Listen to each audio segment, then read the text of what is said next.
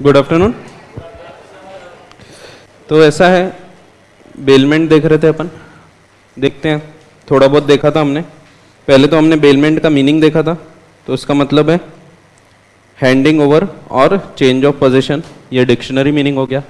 फिर हमने डेफिनेशन देखे थे उसके, तो डेफिनेशन बोलती है bailment is the delivery of goods. Goods की सिर्फ डिलीवरी होती है, ओनरशिप ट्रांसफर नहीं होती, only position has been transferred of goods होना चाहिए, ये भी देखे थे अपन ने।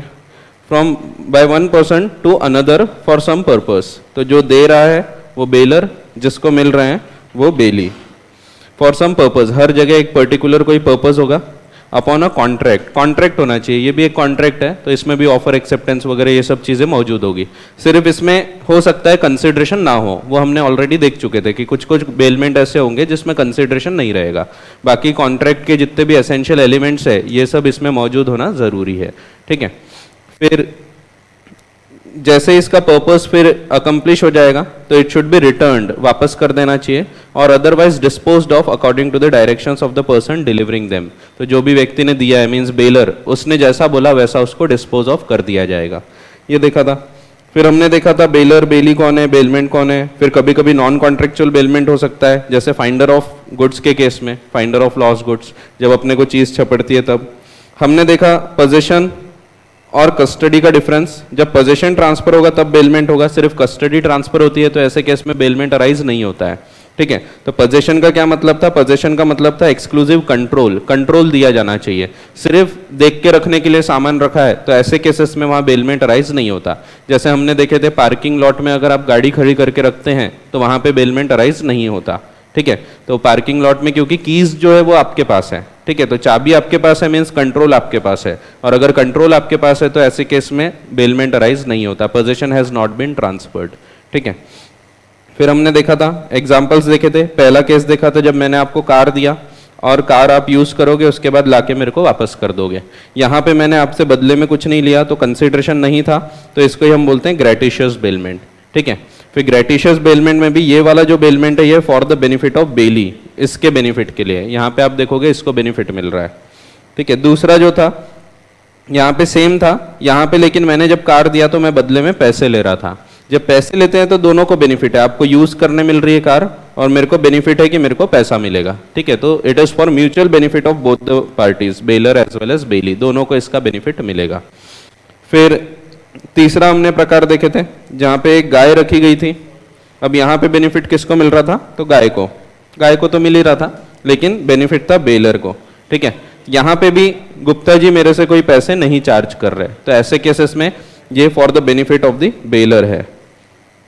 और आखिरी केस देखे थे जिसमें ये सबसे आम बेलमेंट है, ज्यादातर बेलमेंट इसी प्रकार के होते हैं। आप गुड्स देते हैं, इसमें कुछ कार्य किया जाता है और जो कार्य कर रहा है उसको पैसे दे रहे हैं। पैसे यहाँ भी इन्वॉल्व है, पैसे सेकंड वाले पॉइंट में भी इन्वॉल्व है, लेकिन यहाँ पे क्या हो रहा है, गुड्स इसको दे रहे हैं और पैसा ये दे रहा है, ठीक है। दोनों में पैसे अलग अलग व्यक्ति दे रहे हैं। यहाँ पे पैसा दे रहा है बेली, ठीक है। यहाँ पे आप देख रहे हैं पैसा दे रहा है बेलर, तो बेलर यहाँ पे कंसिडरेशन पे कर रहा है, ठीक है। तो दोनों में हल्का सा फर्क है।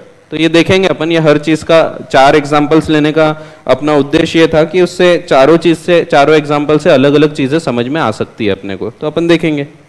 फिर हमने इसके कैरेक्टरिस्टिक्स देखे। कैरेक्टरिस्टिक्स का मतलब था इंपॉर्टेंट चीजें जो होती है, तो ये सेक्शन 148 के हिसाब से निकल के आते हैं जो हमने सबसे ऊपर पढ़ा था, ठीक है। सेक्शंस यहाँ पे याद रखने की जरूरत नहीं है, जहाँ याद रखना होगा वहाँ पे अपने आप हो जाएंगे।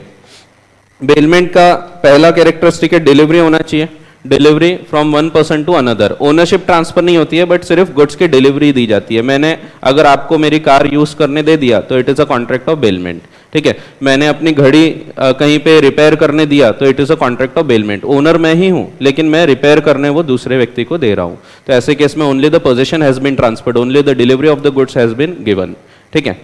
फिर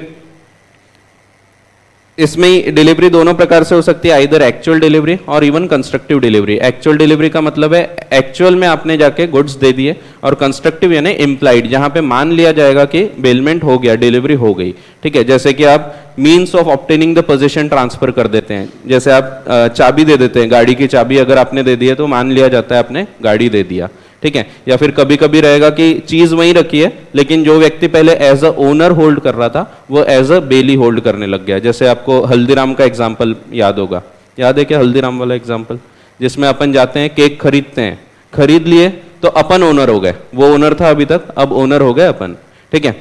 अब यहाँ पे कॉन्ट्रैक्ट ऑफ बेलमेंट हो गया, गुड्स वहीं रखे हैं बट फिर भी यहाँ पे वो व्यक्ति जो एज अ ओनर होल्ड कर रहा था अभी तक वो अब एज अ बेली होल्ड कर रहा है। अब अपन ओनर है, वो अपना एजेंट करके होल्ड कर रहा है, ठीक है। अब गुड्स अपने हैं और उसके पास सिर्फ पोजीशन है, ठीक है। तो इसको हम बोलते हैं कंस्ट्रक्टिव डिलीवरी। पर्पस देखे थे हमने, एक पर्पस है, हर केस में कोई ना कोई एक एम है जिसके कारण हम बेलमेंट कर रहे हैं, या तो रिपेयर्स हो सकता है या कपड़े जब दिए तो उसमें सिलाई करके वापस मिलेंगे, तो कोई ना कोई पर्पस हर जगह है। गाय है तो उसका ख्याल रखना है, तो हर जगह कोई ना कोई एक पर्पस है। फिर कॉन्ट्रैक्ट होना चाहिए, हाँ रिटर्न होना चाहिए, तो रिटर्न हमेशा रहेगा, गुड्स जो दिए गए थे वो वापस करना जरूरी रहेगा हर केस में। आप देखोगे जितने भी बेलमेंट है सब में गुड्स वापस मिलते हैं और वही गुड्स वापस मिलते हैं जो आपने दिए थे, ठीक है।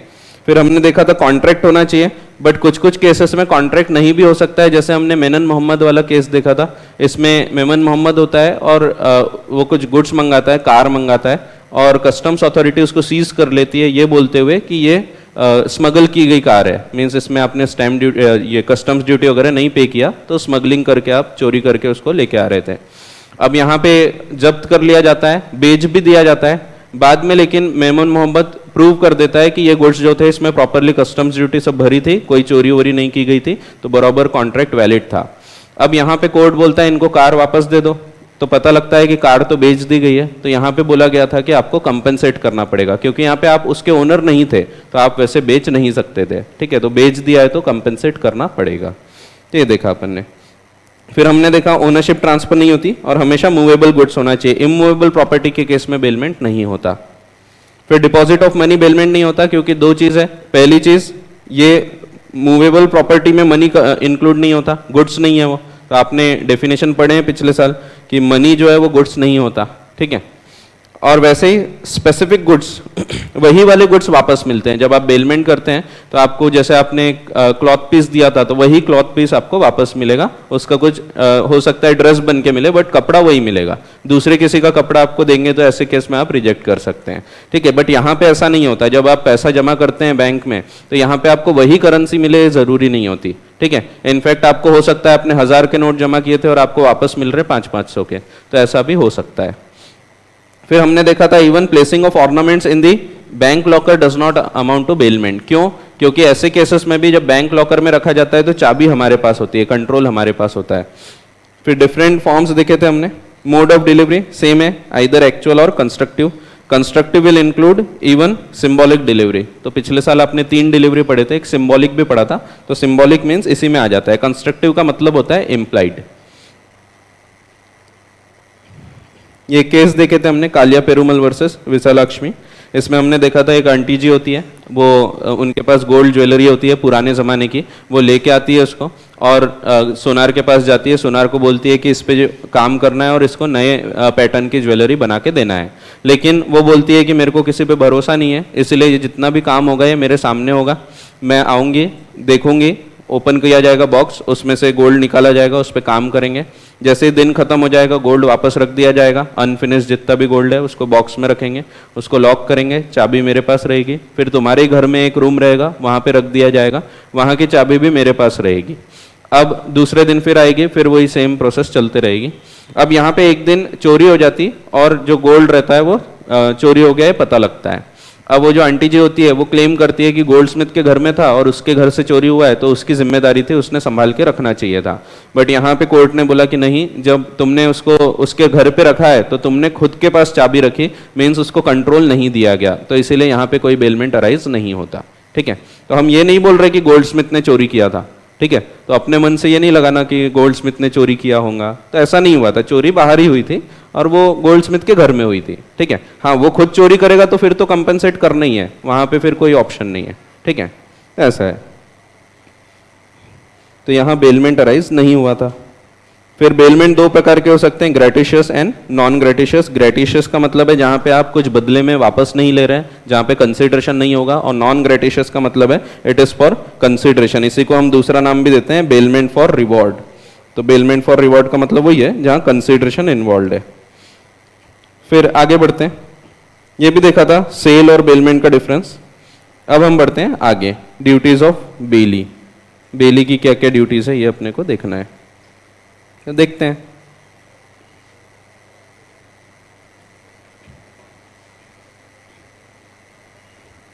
तो बेलमेंट में होता है कि एक व्यक्ति, समझो वही ए और बी वाला एग्जांपल, मैंने आपको गुड्स दिया, कार दिया, आप बी हैं,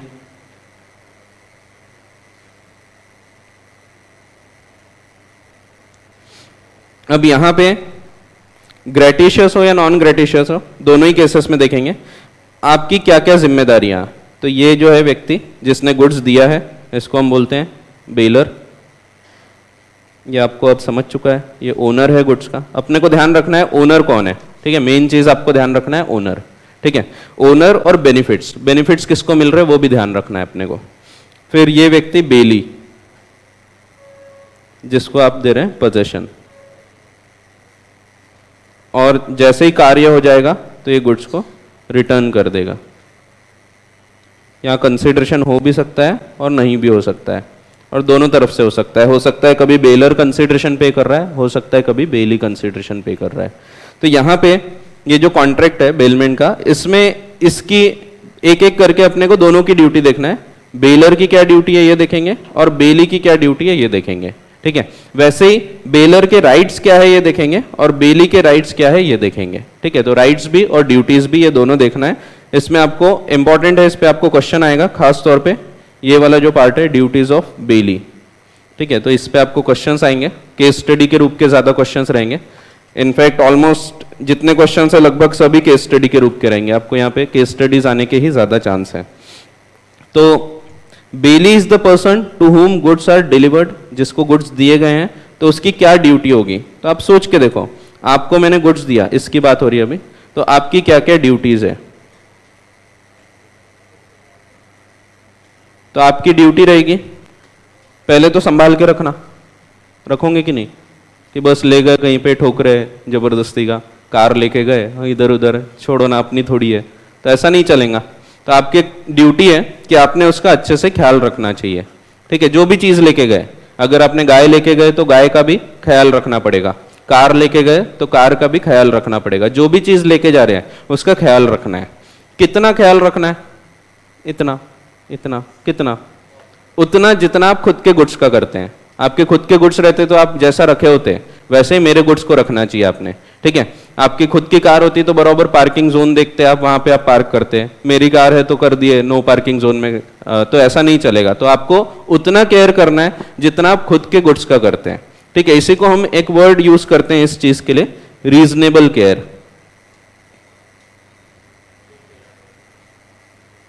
रीजनेबल यानी जो आप खुद के केस में किए होते, खुद के गुड्स के लिए जितना आप ख्याल रखते थे उतना ख्याल रखना चाहिए, ठीक है। अगर आप ख्याल नहीं रखोगे और कोई नुकसान हो जाएगा तो ऐसे केसेस में मैं आपसे क्लेम कर सकता हूं। आपने समझो नो पार्किंग जोन में जाके गाड़ी लगा दी है, तो आपने प्रॉपर जगह पे नहीं रखे, तो आपने उसका बराबर ख्याल नहीं रखे, या आपने जबरदस्ती वो गाड़ी को ध्यान नहीं रखा, गाड़ी रखी थी, लोग जा रहे आ रहे हैं, किसी ने स्क्रैच मार दिया, तो जबरदस्ती आपने भीड़ भाड़ वाले एरिया में लेके गए, वहां पे रखे। खुद की कार बराबर चलाते हैं, शर्मा जी की कार है तो जाने दो, तो ऐसा नहीं चलेगा। तो जो भी नुकसान होगा गुड्स का ये मैं रिकवर करूंगा आपसे, रीजनेबल केयर वाला। ध्यान रखने वाली बात है, ये कौन से नुकसान हो रहे हैं, जब आपने ख्याल नहीं रखा तब की बात हो रही। अगर आपने पूरा ख्याल रखा उसके बावजूद नुकसान हुआ तो आपकी जिम्मेदारी रहेगी या मेरी, सोच के देखो, किसकी रहेंगी, मेरी रहेंगी। क्यों, क्योंकि मैं ओनर हूं। आपने एक जनरल रूल पढ़ा था पिछले साल, रिस्क पासेस विद ओनरशिप, पढ़ा था क्या ऐसा कुछ। तो रिस्क ओनर का है, मीन्स अगर आपने कार लेके गए, बराबर पार्किंग जोन में लगाए और बिजली गिरी और वो कार एकदम से स्वाहा हो गई, एकदम भक्क से जल गई, ठीक है। तो अगर कार जल जाती है तो ऐसे केस में नुकसान किसका है, तो मेरा नुकसान है, ठीक है। आपने प्रॉपर केयर किया था ना, तो आपने अपनी जिम्मेदारी पूरी कर दी है। इसके बाद ऐसा कोई नुकसान होता है, इसीलिए अपन बिजली गिरने का एग्जाम्पल ले रहे, नहीं तो आप बोलोगे मैं एक्सीडेंट का एग्जाम्पल लूंगा तो फिर वहां पे दिक्कत आएगी कि हो सकता है आप अच्छे से नहीं चला रहे थे और इसीलिए आपने इधर उधर एक्सीडेंट करा दिया, तो ऐसा हो सकता है। तो इसीलिए बिजली गिरने वाला एग्जाम्पल, अगर बिजली गिरती है कार पे तो तो ऐसे केस में ये अपने आप नुकसान हुआ है, तो यहां पे आपकी कोई जिम्मेदारी नहीं होती। तो आपकी जिम्मेदारी है रीजनेबल केयर करना चाहिए, ठीक है। सिर्फ केयर वर्ड यूज नहीं करना। यहाँ पे देखो छोटे छोटे जो गलतियां होती है वो भी मैं आपको बताते जाऊंगा। तो आपको जो एग्जाम में गलतियां होती है एक एक वर्ड की, तो उस पर भी मार्क्स कट जाते हैं, सीधा सीधा एक एक मार्क कम हो जाएगा। तो रीजनेबल केयर वर्ड लिखना जरूरी है, सिर्फ केयर वर्ड आप यूज नहीं कर सकते, ठीक है। और भी है, जितने पॉइंट्स है सब में एक आध वर्ड ऐसा रहेगा जो आपको एग्जाम में लिखना कंपलसरी रहेगा।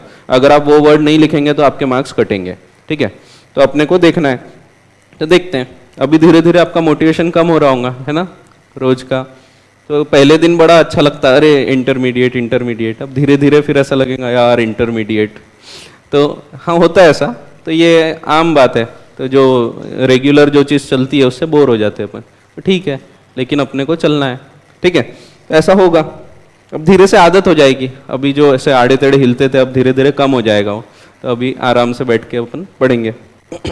तो पहला जो जिम्मेदारी है ये है रीजनेबल केयर की। रीजनेबल का मतलब ही है उतना केयर जितना आप खुद के गुड्स का करते हैं, ठीक है, कि खुद के गुड्स को आप जितना संभाल के रखते हैं उतने ही दूसरे के गुड्स संभाल के रखना चाहिए, ठीक है। आपको अगर कोई ऐसी चीज दी जाती, मैंने आपको एक सोने का हार दिया था, तो आप खुद का सोने का हार लॉकर में रख रहे हैं, मेरा सोने का हार टेबल पे पड़ा है, तो ये नहीं चलेगा, ठीक है। उतना ख्याल रखना है जितना आप खुद के गुड्स का रखते हैं, ठीक है। रीजनेबल केयर ये फर्स्ट चीज है, ठीक है। तो एक एक करते हैं और पढ़ते भी जाते हैं, तो इसमें क्योंकि वर्ड्स इंपॉर्टेंट है। तो duty to take reasonable care of the goods delivered to him in all the cases of bailment. All cases, कोई भी बेलमेंट हो, ये फिर ग्रेटिशियस रहे, नॉन ग्रेटिशियस रहे, या फिर फॉर बेनिफिट ऑफ बेलर या रहे या बेली रहे, कुछ भी रहे, तो कोई भी रहे, हर केस में the bailee is bound to take as much care of the goods bailed to him as a man of ordinary prudence would under similar circumstances take of his own goods। खुद के goods का जैसे आप ख्याल रखते हैं वैसा, of the same bulk, quality and value, ठीक है। तो डिपेंड करेगा, रीजनेबल का मतलब ही है कि डिपेंड करेगा कौन सी चीज की बात हो रही, ठीक है। सोने चांदी की बात हो रही तो आप उसको लॉकर में रखोगे, ठीक है। और ऐसे ही कोई नॉर्मल गुड्स है, आप समझो मेरे से कोई रुई का जो ढेर रहता है, क्या रहता हो, बेल्स ऑफ कॉटन, वो लेके गए। अब आप खुद के बेल्स ऑफ कॉटन को गोडाउन में रख रहे हैं, मेरे बेल्स ऑफ कॉटन बाहर पड़े हैं, बारिश आ रही भीगते जा रहे हैं, तो ये नहीं चलेगा। तो वहां रीजनेबल केयर यानी क्या है, तो उसके लिए आपको लॉकर नहीं रखना है, तो उसके लिए रीजनेबल यानी आप गोडाउन में रखो अंदर, वो सफिशिएंट है। तो रीजनेबल का मतलब ही होता है it will depend from facts and circumstances of each case. तो हर केस टू केस वो चेंज हो सकता है, ठीक है। तो रीजनेबल केयर लेना है आपको। तो वही दिया है कि of the same bulk, quality and value as the goods bailed. In other words, तो ये वर्ड्स आपके ज्यादा काम के, the bailee must take reasonable care of the goods, namely the care which an average prudent व्यक्ति, prudent व्यक्ति यानी कौन, जिसको अपना भला बुरा समझता है, ठीक है, एक सजग व्यक्ति। तो आपने देखा है अपना अकाउंट्स में आपको आता है प्रूडेंट व्यक्ति, आता है कि नहीं, प्रूडेंस का कंसेप्ट आता है, जिसको आप इकोनॉमिक्स में रैशनल व्यक्ति बोलते थे, तो वही व्यक्ति है, ठीक है। तो प्रूडेंट पर्सन जो है, a prudent man can be expected to take care of his own goods in similar circumstances। तो similar circumstances में आप खुद के गुड्स का जितना केयर करोगे उतना ही मेरे गुड्स का भी केयर करना चाहिए, ठीक है। इसको हम बोलते हैं रीजनेबल केयर। अब आगे वाला पॉइंट भी आपको ध्यान रखना है, क्वेश्चन इस पे भी आ सकता है कि रीजनेबल केयर किया उसके बावजूद अगर नुकसान हुआ तो नुकसान किसका, तो वो नुकसान रहेगा ओनर का, ठीक है। तो आप बेलर का, बेली का यहाँ पे ऐसा नहीं बोलना, अपन ने देखना ओनर के हिसाब से। तो जो ओनर है उसका नुकसान, ठीक है। तो ओनर कौन है, तो ओनर है बेलर। तो बेलर ओनर है, तो बेलर की जिम्मेदारी रहेगी। In spite of reasonable care the goods are lost, if the goods are lost और डिस्ट्रॉयड और डेटोरिएटेड विदाउट एनी निग्लिजेंस, बिना निग्लिजेंस के, on his part he is not liable in respect of any damage to the goods, फिर वहां जिम्मेदारी नहीं होती, ठीक है। जैसे बिजली गिर गई, तो ऐसे केस में किसी की गलती नहीं थी, आपने गिराया क्या बिजली, तो नहीं, तो ऐसे केस में आपकी कोई जिम्मेदारी नहीं होती। It is open to the parties to increase और decrease the obligations of the bailee. तो ये लोग कुछ और एग्री कर सकते हैं। तो ये जितने भी कॉन्ट्रैक्ट है, ये सब कॉन्ट्रैक्ट ऐसे होते हैं। तो आपने वैसे अगर पिछले साल कॉन्ट्रैक्ट एक्ट ध्यान से पढ़ा था तो उसमें आपने पढ़ा था कि यहाँ पे ये दूसरे ब्रांचेस से अलग होता है, क्योंकि यहाँ पे आप खुद अपने हिसाब से टर्म्स डिसाइड कर सकते हैं। तो आपको लगता है कि रिस्क बढ़ाना है, कम करना है, तो वो भी आप एग्री कर सकते हैं, ठीक है। फिर आगे दिया है, in the absence of any special contract the standard of reasonable care will apply. This is also ground why the banks are not responsible to the holder of a locker in the event of loss cost to him. तो इसीलिए bank में भी अगर चोरी हो जाती है, नुकसान हो जाता है, तो बैंक लायबल नहीं होते क्योंकि उन्होंने बराबर केयर किया था. ठीक है, तो ऐसे केसेस में बैंक की लायबिलिटीज नहीं मानी जाती. फिर अगला ड्यूटी है not to make unauthorised use. तो अनऑथोराइज्ड यूज नहीं करना.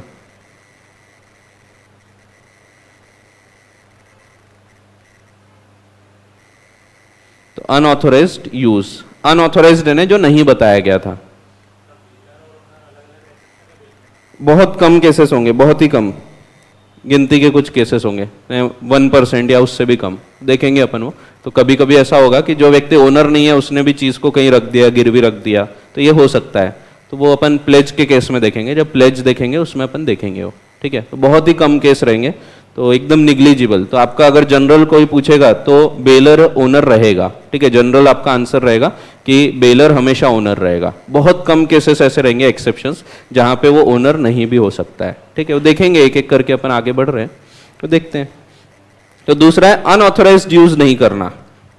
जब बेलमेंट होता है ना, तो बेलमेंट में अपन यहाँ डिसाइड कर सकते हैं कि आपको क्या करना है और क्या नहीं करना है. जैसे आपने कार लेके गए, तो यहाँ पे कार लेके गए तो मैं कंडीशन लगा सकता हूँ कि आपको कार कहाँ ले जाना है, कहाँ नहीं ले जाना है. तो आप मेरे को बोल रहे हैं सर थोड़ा घूमने जाना था, तो मैं इधर अमरावती रोड जाऊंगा, तो बस उतना जाना चाहिए. ठीक है, तो जितना बोला गया था उतना कार्य किया जाएगा. अगर मैंने स्पेसिफिकली बोला था कि बर्डी में नहीं लेके जाना, तो बर्डी में बड़ी भीड़ भाड़ होती है, अब इतनी महंगी ऑडी R8 है मेरी, अब आप लेके जाओगे फालतू कहीं स्क्रैच वगैरह लग गया तो इसलिए मैंने बोला था बर्डी में मार्केट में मेन एरिया में मत लेके जाना, वहाँ बड़ा वैसे ही भीड़ भाड़ रहती है, ऊपर से अभी काम वगैरह भी चल रहे हैं पूरे, तो सब डेवलपमेंट हो रहा है बोलते तो हाँ हो रहा है ना, तो इसीलिए मैंने बोला था वहाँ नहीं लेके जाना. अब वहाँ अगर आप ले जाओगे और कोई नुकसान होगा तो आपकी जिम्मेदारी है. ठीक है, अब देखो यहाँ पे एक खास बात ध्यान रखो, अनऑथोराइज्ड यूज अगर हुआ है, जैसे आपने कार वहां पे लेके गए और फिर आपने केयर भी किया, वहां पे जाके बिजली गिर गई. अब बिजली गिरना आपकी जिम्मेदारी नहीं थी, बट फिर भी अब आप जिम्मेदार हो जाओगे. क्यों? क्योंकि अनऑथोराइज्ड यूज हुआ. इससे कोई फर्क नहीं पड़ता, आपने पूरी सतर्कता बरते थे. ठीक है, तो अगर आपने अनऑथोराइज्ड यूज किया तो फिर नेचुरल कॉन्सिक्वेंस भी होगा, तो फिर आपकी जिम्मेदारी हो जाएगी. ठीक है, तो अगर अनऑथोराइज्ड यूज होता है तो आप कितना भी केयर करो, रीजनेबल केयर करो, उससे ज्यादा करो, कुछ भी करो, फिर भी जिम्मेदारी रहेगी. ठीक है, भले अच्छे से आप यूज कर रहे कार को, बराबर जगह पे खड़ी रखे, स्टिल अगर नेचुरली भी कोई नुकसान होगा तो फिर जिम्मेदारी हो जाएगी उस व्यक्ति की जिसने गलत इस्तेमाल किया था. ठीक है, तो इस पे भी क्वेश्चन आते हैं, ये सब अपन एक एक क्वेश्चन भी देखेंगे अभी. तो अभी ऊपर जो देखे उन पे भी क्वेश्चंस आते हैं और अभी जो देखेंगे उस पे भी कुछ क्वेश्चंस अपने को देखने को मिलेंगे. तो अनऑथोराइज्ड यूज नहीं करना, ये दूसरी जिम्मेदारी है. ठीक है, तो ये अपने को कैसे क्या लिखना है ये भी मैं आपको बताऊंगा. Duty not to make unauthorised use of the goods entrusted to him. ठीक है, तो जो भी गुड्स दिए थे उसका अनऑथोराइज्ड यूज नहीं होना चाहिए. It is the duty of the bailee to use the goods strictly in accordance with the terms of bailment. जो भी टर्म्स ऑफ बेलमेंट थी, जितना कार्य बताया गया था, बस उतना ही यूज होना चाहिए. If he makes unauthorised use of the goods, he is liable to make compensation to the bailor for any damage arising to the goods. ठीक है, तो अगर अनऑथोराइज्ड यूज किया है तो यहाँ लाइबिलिटी हो जाएगी. इवन इफ अगर वो ये भी करता है, कुछ ध्यान भी रखता है, रीजनेबल केयर भी करता है, या एक्ट ऑफ गॉड भी होता है. एक्ट ऑफ गॉड का मतलब है जैसे नेचुरल कैलेमिटीज हो गई या वही बिजली गिर गई, अब ये एक्ट ऑफ गॉड है, यहाँ पे किसी की गलती नहीं थी, बट फिर भी यहाँ जो भी नुकसान होगा तो वो नुकसान की भरपाई करके देना पड़ेगा. ठीक है,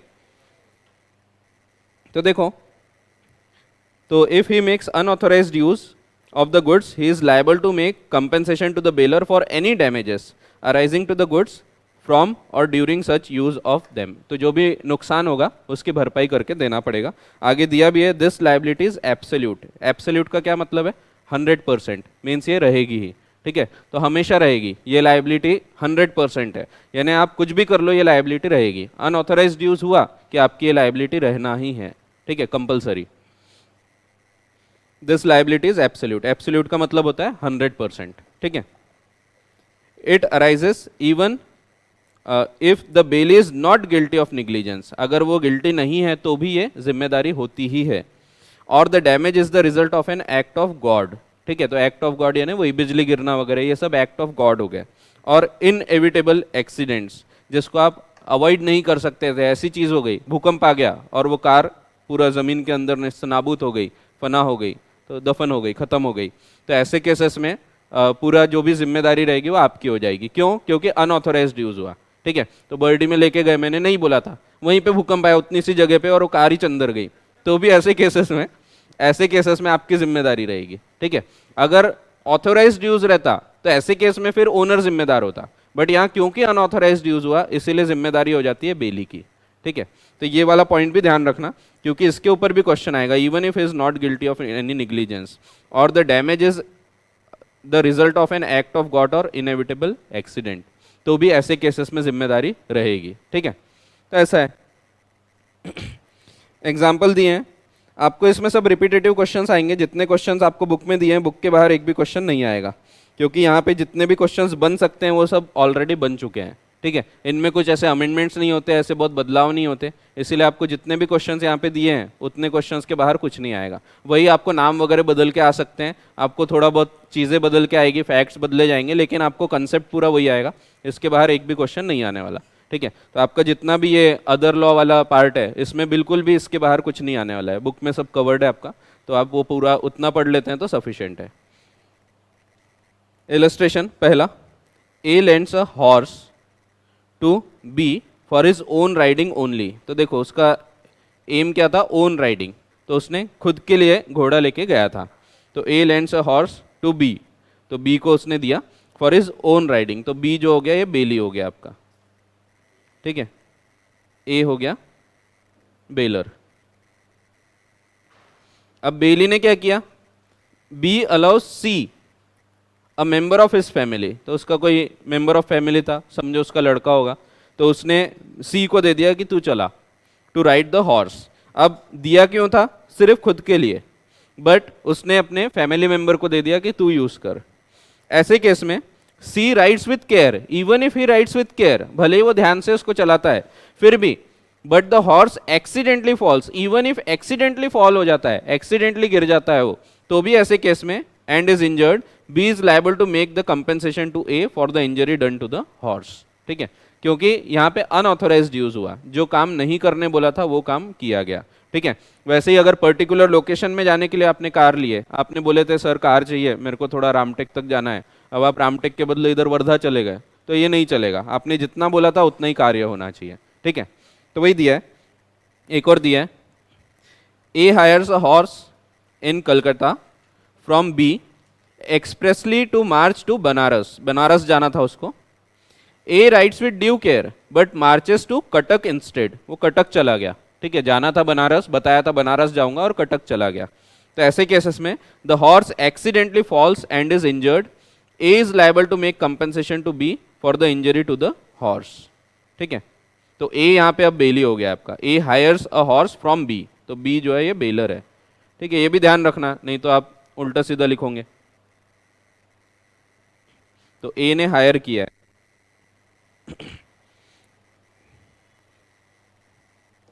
तो ये सिंपल वाला पॉइंट है, इसमें सिर्फ आपको ध्यान रखने वाली बात वही है कि आपको अगर इनएविटेबल एक्सीडेंट भी रहेगा तो भी जिम्मेदारी है ये लिखना पड़ेगा, ठीक है। तो जैसे ये वाले केस में एक्सीडेंटली फॉल्स लिखा है but still he will be held liable, ठीक है, ऐसा है। फिर अगली ड्यूटी है, 4 ही ड्यूटी है गिनती की उसकी, 4-5 बोल सकते हैं, देखते हैं। थर्ड ड्यूटी है नॉट टू मिक्स, मिक्स नहीं करना, खुद के गुड्स के साथ मिक्स नहीं करना। तो मेरे गुड्स आप लेके गए तो आपको मेरे गुड्स अलग रखना है और अपने गुड्स अलग रखना है, ठीक है। तो विदाउट कंसेंट मिक्स नहीं करना, ये वर्ड यूज किया है वहां पे, तो वर्ड से बहुत फर्क पड़ता है। अगर विद कंसेंट मिक्स करता है तो कोई दिक्कत नहीं है, लेकिन विदाउट कंसेंट मिक्स नहीं करना। समझो आपने मेरे से कोई चावल लेके गए, चावल के बोरे वगैरह लेके गए, तो आपने मेरे चावल के बोरे अलग रखना चाहिए, आपके अलग रखना चाहिए, क्योंकि कल चल के हो सकता है आपकी क्वालिटी अलग थी, मेरी अलग थी, तो ऐसे केसेस में फर्क पड़ जाएगा। तो इसीलिए आपको उसको अलग रखना है, ठीक है, आपको मिक्स नहीं करना है। अगर पूछ के मिक्स करते हैं तो कोई दिक्कत नहीं है, तो वहां पे कोई प्रॉब्लम नहीं, जो भी मिक्सचर रहेगा वो मिक्सचर में दोनों का आधा आधा या जितना भी हिस्सा था उतना रहेगा, ठीक है। तो मिक्सचर अगर अराइज होता है तो वो मिक्सचर जो भी रहेगा, जैसे आपने समझो चावल थे 2 प्रकार के और वो बोरे में नहीं थे, डब्बे में थे, तो आपने दोनों मिला दिए और पूछ के मिलाए थे तो कोई दिक्कत नहीं है, ठीक है। या फिर घी था, घी लेके गए थे आपने, आपके यहाँ पे अलग डब्बा था और मेरे यहाँ से और मैंने दिया था, ये भी रखो, आपने मिला दिए, तो जो मिक्सचर तैयार होगा उसमें अपना आधा आधा जितना भी हिस्सा आपका था उतना आपका रहेगा, बचा हुआ मेरा रहेगा, ठीक है। तो यहाँ पे अगर विथ कंसेंट मिक्स करते हैं तो कोई दिक्कत नहीं है, बट विदाउट कंसेंट मिक्स नहीं करना चाहिए। अगर मिक्स किया तो क्या होगा, तो बताया है, तो देखते हैं इसको भी। तो देखो पहले तो बोला है not to mix, duty not to mix, तो मिक्स नहीं करना है, ये पहली जिम्मेदारी है। बट विदाउट कंसेंट, अगर वो मिक्स करता है, if bailee mixes the goods, तो ऐसे केस में 2 चीज हो सकती है, एक हो सकता है विथ कंसेंट मिक्स किया, तो कंसेंट के साथ मिक्स किया तो अलग चीज होगी, और दूसरा हो सकता है विदाउट कंसेंट। अगर विथ कंसेंट किया है तो कोई दिक्कत नहीं है, bailor and bailee will share the mixture, जो भी उनका ओरिजिनल शेयर था उस रेशियो में वो लोग मिक्सचर शेयर कर लेंगे, ठीक है। विदाउट कंसेंट मिक्स किया, तो ये विदाउट कंसेंट वर्ड आपका इंपॉर्टेंट रहेगा, आप जब एग्जाम में लिखोगे वो देखेंगे अपन। तो विदाउट कंसेंट मिक्स किया तो 2 चीज हो सकती है, पहली चीज गुड्स कैन बी सेपरेटेड,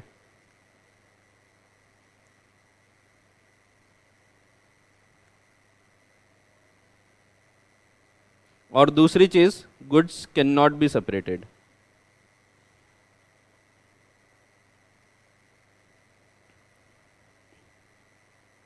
यानी आपने ऐसे गुड्स लेके गए जिसको अलग कर सकते, जैसे वही चावल के बोरे थे, तो बोरे आपने लेके गए, आपने मेरे बोरे और आपके जो बोरे थे वो दोनों साथ में लगा दिए। अब ऐसे केसेस में अलग तो किया जा सकता है, बट अलग करने को एक अपने को लेबर रखना पड़ेगा, वो पूरा अलग रखना पड़ेगा, तो अलग करने का जो खर्चा रहेगा ये खर्चा बेयर करेगा बेली, ठीक है। अगर वो सेग्रीगेट किया जा सकता है, अलग किया जा सकता है, तो अलग करने का जो एक्सपेंडिचर है वो फिर बेयर करेगा बेली। और अगर अलग नहीं कर सकते, जैसे वही आपने घी दिया था मैंने, आपने वो घी को मिला दिया, मिक्स कर दिया, तो ऐसे केसेस में विदाउट कंसेंट अगर आपने मिक्स कर दिया है तो ऐसे केस में आपको मेरे को कंपेंसेट करना पड़ेगा, उसकी वैल्यू मेरे को देना पड़ेगा, और मिक्सचर वो जो भी बनाए वो आप पूरा रख सकते हैं फिर, ठीक है। तो यहाँ पे 2 केस हो सकते हैं, पहला केस है गुड्स कैन बी सेपरेटेड, अगर सेपरेट किया जाएगा तो यहाँ पे एक्सपेंसेस ऑफ सेपरेशन जो रहेंगे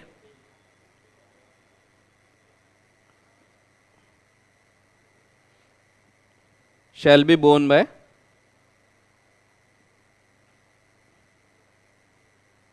बेली, और यहां पे बेली शुड कंपेंसेट, यहां पे क्योंकि अलग नहीं कर सकते, bailee is liable to compensate the baler.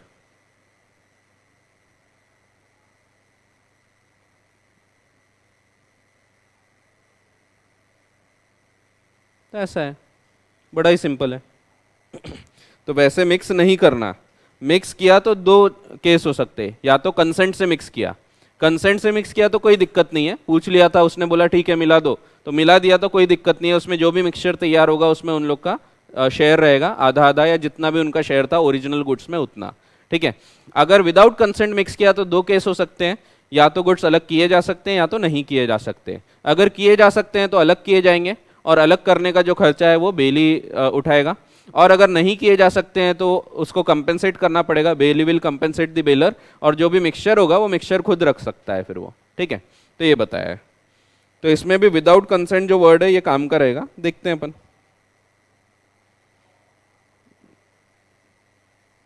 Duty not to mix the goods bailed with his own goods, ठीक है। तो it is the duty of the bailee that he should not mix his goods with those of the baler without bailor's consent, ये word भी important रहेगा, ये word अगर आप नहीं लिखते हैं एग्जाम में तो आपके मार्क्स कटेंगे, ठीक है। Without bailor's consent, without consent उसको मिक्स नहीं करना है, ठीक है।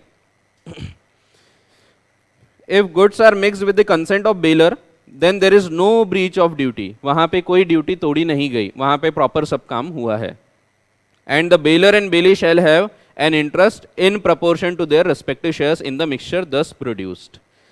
But if the bailee would bailee without the consent of the bailor mixes up his goods, own goods with those of baler, whether intentionally or accidentally, even accidentally होगा तो भी, the following rules apply। पहला है where the goods can be separated, अगर separate किए जा सकते थे, divide किए जा सकते थे, the property in the goods remains in the parties respectively, but the bailey is bound to bear the expense of separation as well as any damage arising from the mixture। तो जो भी नुकसान होगा तो वो नुकसान की भरपाई करने की जिम्मेदारी रहेगी बेली की। एग्जाम्पल दिया है, ए बेल्स 100 बेल्स, ये बेल्स अलग है, ये बेल्स अलग है, ऑफ कॉटन, तो ये बेल्स का मतलब है 100 बेल्स, तो ये बेल्स का मतलब है वो डल्ले बना के रखते हैं, डल्ला रहता है, ढीग नहीं बोलना चाहिए, बॉक्स बॉक्स बना के रखते हैं।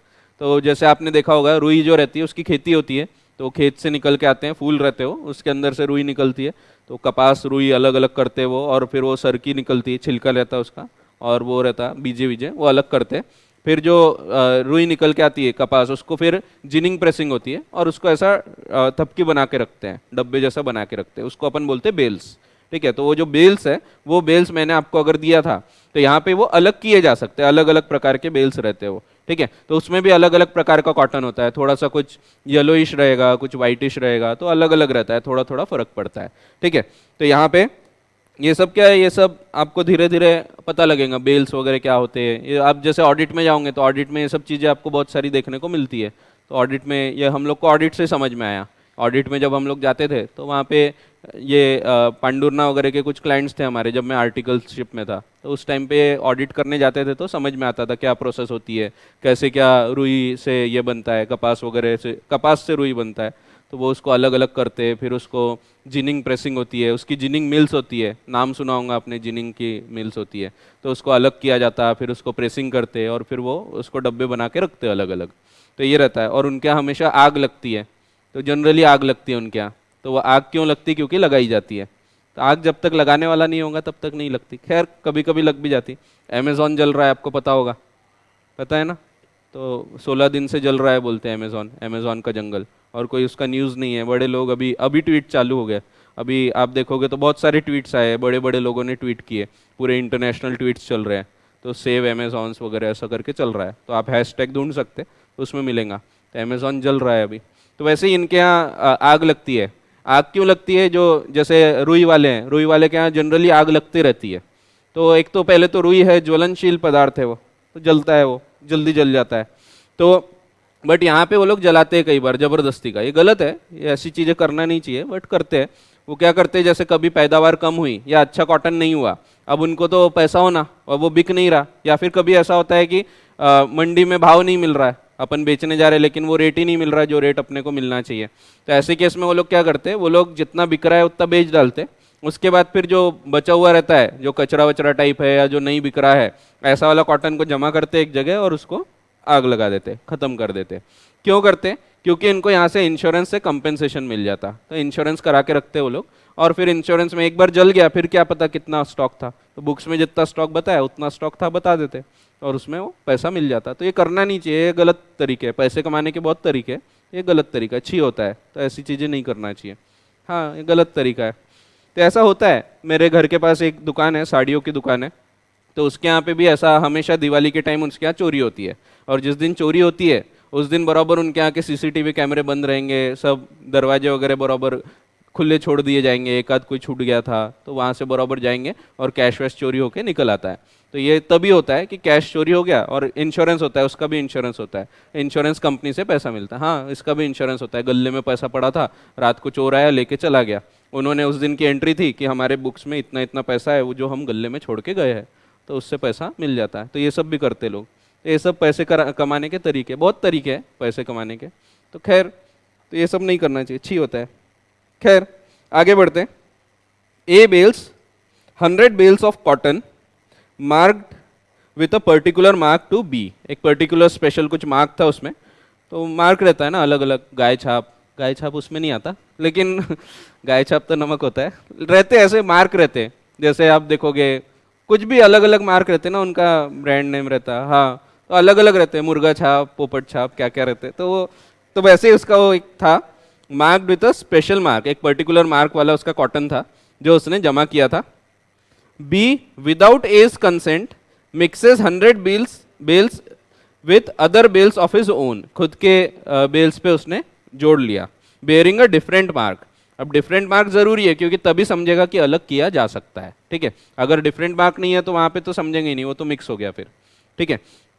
फिर A is entitled to have his 100 bales return, वो बोल सकता है मेरे 100 बिल्स अलग करके मेरे को दो। And B is bound to bear all the expenses incurred in the separation of the bills, उनको अलग करने का खर्चा उठाएगा, and any other incidental damage, incidental यानी जुड़ा हुआ, ठीक है, उससे जुड़े हुए जो भी नुकसान होगा वो नुकसान की भरपाई करने की भी जिम्मेदारी रहेगी बेली की। फिर आगे दिया है where the goods mix can not be separated, अगर अलग नहीं किए जा सकते तो bailee must compensate the bailor for his loss, और अल्टीमेटली वो फिर जो मिक्सचर रहेगा वो खुद रख लेगा, ठीक है।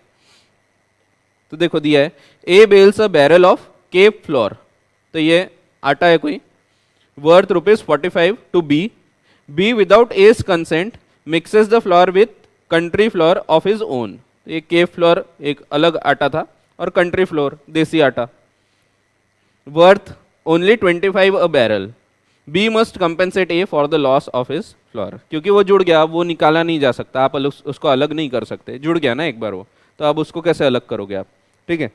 तो ये ऐसा हो गया, आटा था, आपने आटे के डब्बे में दूसरा आटा डाल दिया, फिर अलग करना पॉसिबल ही नहीं है, नहीं किया जा सकता, तो ऐसा है, होता है कभी कभी, कुछ कुछ चीज़ें अलग नहीं होती ना, जैसे आप और उसकी यादें, तो अलग होना पॉसिबल नहीं है। चलो देखते हैं, हाँ चलो आगे बढ़ते हैं। आखिरी ड्यूटी, वैसे 2 है बट ये दोनों जुड़ी हुई ड्यूटी है, तो आप 4 ड्यूटी बोलो या 5 बोलो, एक ही बात है, सेक्शन के हिसाब से देखो तो 5 आती है। Duty to return the good, return यानी लिखित रूप में होना चाहिए, नहीं रिटर्न यानी वापस करना चाहिए, तो वापस करना ये ड्यूटी है, जिम्मेदारी है, ठीक है। तो ड्यूटी टू रिटर्न, तो रिटर्न करेगा वो, तो ठीक है, तो हर जगह वो तो रहेगा ही, वापस करना है, ये वापस कर रहा है, लेकिन एक खास बात यहाँ पे भी, हर जगह एक पॉइंट इंपॉर्टेंट है, वहाँ वर्ड दिखेगा आपको रिटर्न विदाउट डिमांड, डिमांड करने के लिए रुकना नहीं है, आपने मेरी कार लेके गए थे, आपका पर्पस हो गया आपने लाके दे देना चाहिए विदाउट डिमांड, इसके लिए रुकोगे नहीं कि शर्मा जी आएंगे तब हम देंगे, तो ऐसा नहीं होना चाहिए, आपने तुरंत वापस कर देना चाहिए जैसे ही पर्पस कंप्लीट हो जाता है, या अगर कोई टाइम एग्री किया था तो उस टाइम के बाद आपने वापस कर देना चाहिए, ठीक है। तो यहाँ पे आपको रुकने की कोई जरूरत नहीं है, अगर रुकते हैं अपन जबरदस्ती का, नहीं शर्मा जी तो आए च नहीं, काम हो गया अपना, आपका काम हो गया, आपने लाके दिए ही नहीं कार, 2 दिन हो गए आपकी चाह पड़ी है, अब कोई नुकसान होगा तो आपकी जिम्मेदारी, ठीक है, भले बिजली गिरेगी तो भी आपकी जिम्मेदारी, क्योंकि आपने वापस नहीं किया, ठीक है। विदाउट डिमांड वापस करना पड़ता है, फिर से वर्ड आपको काम आएगा, एग्जाम में ये वर्ड नहीं लिखोगे तो मार्क्स कट जाएंगे, ठीक है, विदाउट डिमांड, तो रिटर्न करना है लेकिन विदाउट डिमांड करना है। It is the duty of the bailee to return और deliver according to the bailor's direction the goods bailed without demand, demand के बिना, ये सब एक्ट में एक्चुअल में वर्ड्स लिखे हुए हैं और ये आपके काम के हैं। As soon as the time for which they were bailed expires, या तो अगर टाइम दिया था तो टाइम एक्सपायर हो गया, और the purpose for which they were bailed have been accomplished, जो भी काम के लिए दिया गया था वो काम पूरा हो चुका है, ठीक है। तो विद इन रीजनेबल टाइम आपने वापस कर देना चाहिए, अब विद इन रीजनेबल टाइम है यहाँ, ऐसा तो हो नहीं सकता एकदम तुरंत ही वापस करें, तो रीजनेबल टाइम, ठीक है, तो आपने यूज करके आए और विद इन रीजनेबल टाइम आधे घंटे वगैरह में आके वापस कर देना चाहिए, ठीक है। तो with in reasonable time it should be return. Where there are several joint bailers, the bailey may return the goods to any one of the joint bailers, तो बहुत सारे लोग थे, ओनर्स थे, तो उनमें से किसी एक व्यक्ति को भी जाके वापस कर देगा तो इट इज सफिशिएंट, ठीक है।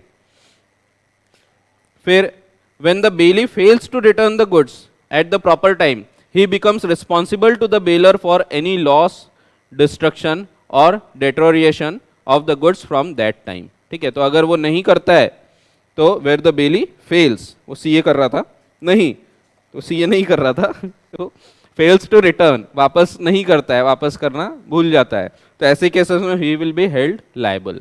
ठीक है, तो केस दिए हैं, केस याद रखने की जरूरत नहीं है, बट केस में हुआ क्या था वो ध्यान रखना है आपको।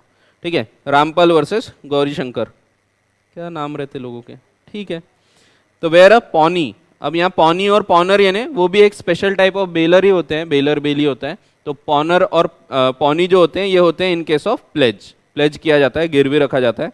तो समझो एक्स है, एक्स ने ले जाके एक गोल्ड रिंग गिरवी रखा था वाई के पास, ठीक है, तो इसने रिंग रख के आया था। अब उसके बदले इसने पैसा लेके आया था, कुछ मनी लेके आया होगा। कुछ टाइम बाद ये जाता है और पैसा वापस कर देता है। वाई की क्या जिम्मेदारी है, वाई ने रिंग देना चाहिए इसको, तो उसको फोन करना चाहिए रिंग देना, नहीं वो रिंग की बात नहीं हो रही, तो रिंग देना है ना, गोल्ड रिंग जो लेके गया था वो वापस कर देना चाहिए। तो यहाँ पे ये अगर ये वापस नहीं करता है, इवन आफ्टर इसने पेमेंट कर दिया फिर भी वाई ने वापस नहीं किया, तो ऐसे केस में अब वाई की जिम्मेदारी हो जाएगी। इवन अगर नेचुरल लॉस होगा कोई तो भी यहाँ पे जिम्मेदारी हो जाएगी वाई की। ठीक है, तो वही बताया वो केस में हुआ था। वेन अ पॉनी, इसमें ही पॉनर पॉनी बोलते हैं जब अपन प्लेज की बात करते हैं। प्लेज ये भी एक प्रकार का बेलमेंट ही है, तो बेलमेंट एंड प्लेज, तो प्लेज अभी अपन देखने के हैं, वो आगे अलग से आएगा। तो प्लेज का टॉपिक सेकंड इसमें देखेंगे अपन, सेकंड पार्ट में इस चैप्टर के। तो इसमें ये व्यक्ति को हम पॉनर बोलते हैं, इसको पौनी बोलते हैं, पौनी नहीं, पौनी अलग जगह है। ठीक है, तो इसके ऊपर एक गाना भी था कि संग तेरे पौनियों सा पौनियों सा, खैर ठीक है। इसी का और नाम है, इसको हम प्लेजर बोलते हैं। जैसे आप बोलते हैं माय प्लेजर, तो नहीं वो वाला प्लेजर नहीं, वो प्लेजर अलग होता है। फिर वो दूसरा बोलेगा माय एक्टिवा, तो अलग होता है। इसको हम बोलते हैं प्लेजी, इसको अपन रिस्पेक्ट ज्यादा देते हैं, जी लगाते हैं इसमें, प्लेजी। ठीक है, तो ऐसा है। तो देखो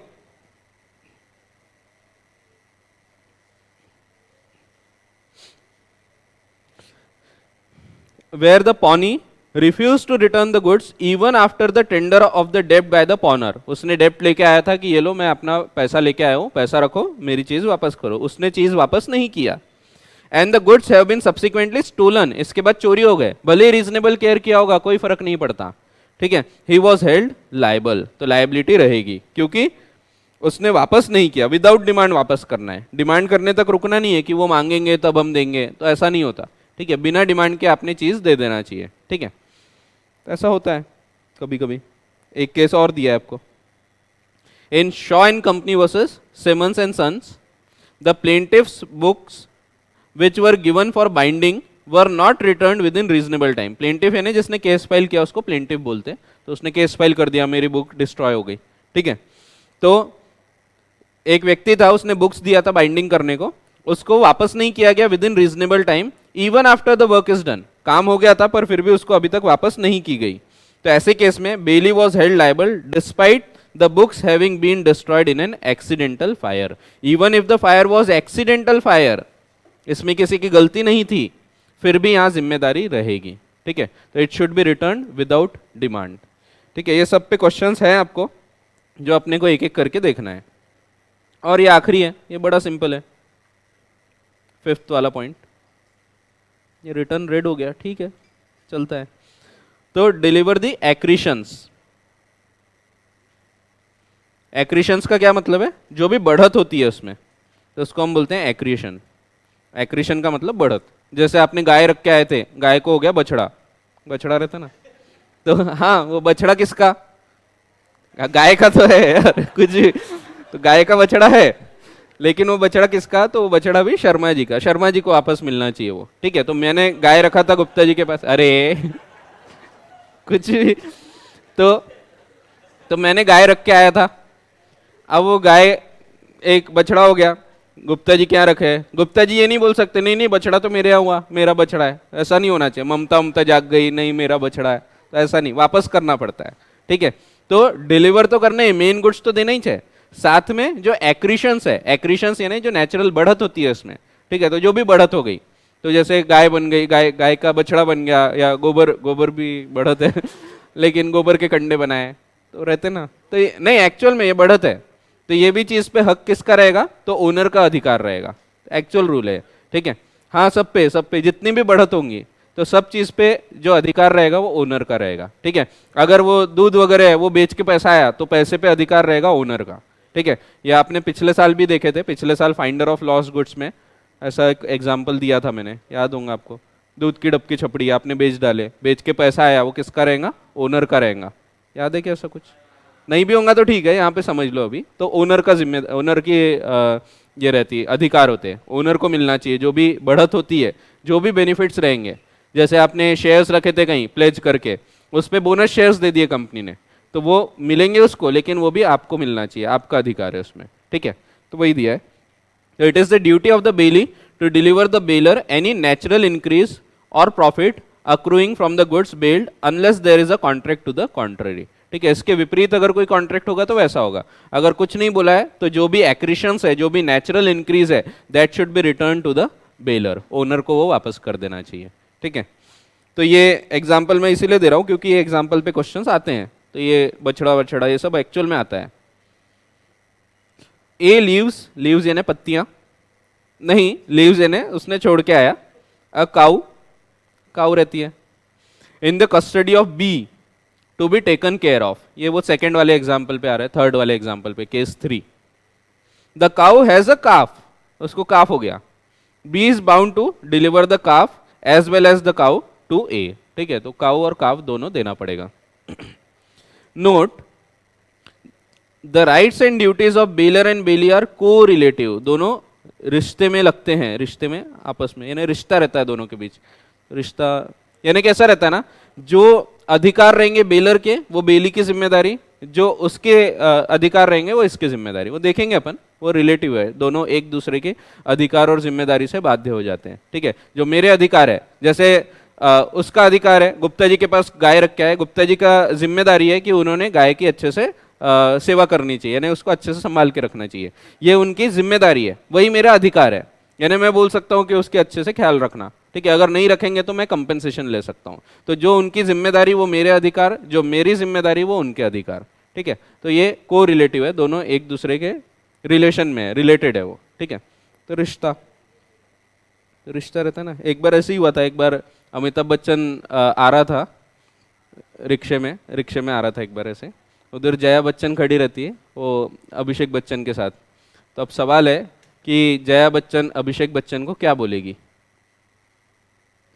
ऐसा रहता ना रिडल पांचट वाले। तो रिक्शा है, रिक्शे में आ रहा है अमिताभ बच्चन, इधर जया बच्चन और अभिषेक बच्चन खड़ा है। तो जया बच्चन अभिषेक बच्चन को क्या बोलेगी, तो वो बोलेगी नहीं, रिक्शे में तो वो तुम्हारे बाप लगते हैं, रिक्शे में, रिक्शा, ठीक है जाने दो अरे जाने दो ठीक है, चलता है कभी कभी। हाँ ठीक है चलो आगे बढ़ते। तो रिक्शे में आ रहा ना वो, तो रिक्शे में, ठीक है। हाँ तो देखो correlative, the duties of the bailee are the rights of the bailor and the duties of the bailor are the rights of the bailee, ठीक है। ये अपन देखेंगे। तो जो भी ड्यूटीज है बेलर की, ड्यूटीज ऑफ बेलर, ये बन जाएंगे राइट्स ऑफ द बेली, ये देखेंगे अपन और आगे। और जो ड्यूटीज ऑफ बेलर बेली है, आपको इसके शॉर्ट नोट अगर चाहिए तो आप डाउनलोड कर सकते हैं, मेरे वेबसाइट पे मिल जाएंगे आपको। तो इसके शॉर्ट नोट्स भी है, उसमें पूरा शॉर्ट में विद डायग्राम्स वगैरह, उसमें सब डायग्राम्स बने हैं। बड़ी मुश्किल जाती है वैसे डायग्राम वायग्राम बनाने को, मैं बनाता नहीं था अभी तक, बट वो पूरे डायग्राम के साथ आपको मिल जाएंगे शॉर्ट नोट्स, ठीक है। कलर वाले शॉर्ट नोट्स हैं, आप चाहो तो कलर प्रिंट करा सकते हैं, बाकी मैं यहाँ पे भी दे दूंगा। तो वो लेकिन नॉन कलर रहेंगे, कलर नहीं रहेगा उसमें। अब क्या, ठीक है चलता है, तो उसमें कलर नहीं है, बट आप पढ़ सकते हैं। पढ़ने वाले को क्या कलर और क्या, तो कलर तो अपन ने भरना है अपनी ज़िंदगी में, ये सब फालतू चीज़ें होती, ठीक है। तो ये जो इसके राइट्स रहेंगे, राइट्स ऑफ बेलर,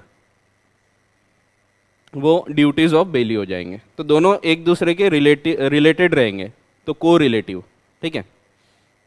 तो रहता है को रिलेशन, पढ़ोगे आप, एक को रिलेशन करके चीज़ होती है, कॉस्टिंग में पढ़ोगे आप, स्टैट्स में पढ़ चुके हैं, हाँ पिछले साल ही पढ़ चुके हैं, को रिलेशन एंड रिग्रेशन एनालिसिस पढ़े थे ना बचपन में, को रिलेशन, बस वही है। चलो आगे बढ़ते हैं। हाँ चलो, हाँ सुनो, what are the duties of bailor, duties of bailor, duties of baler,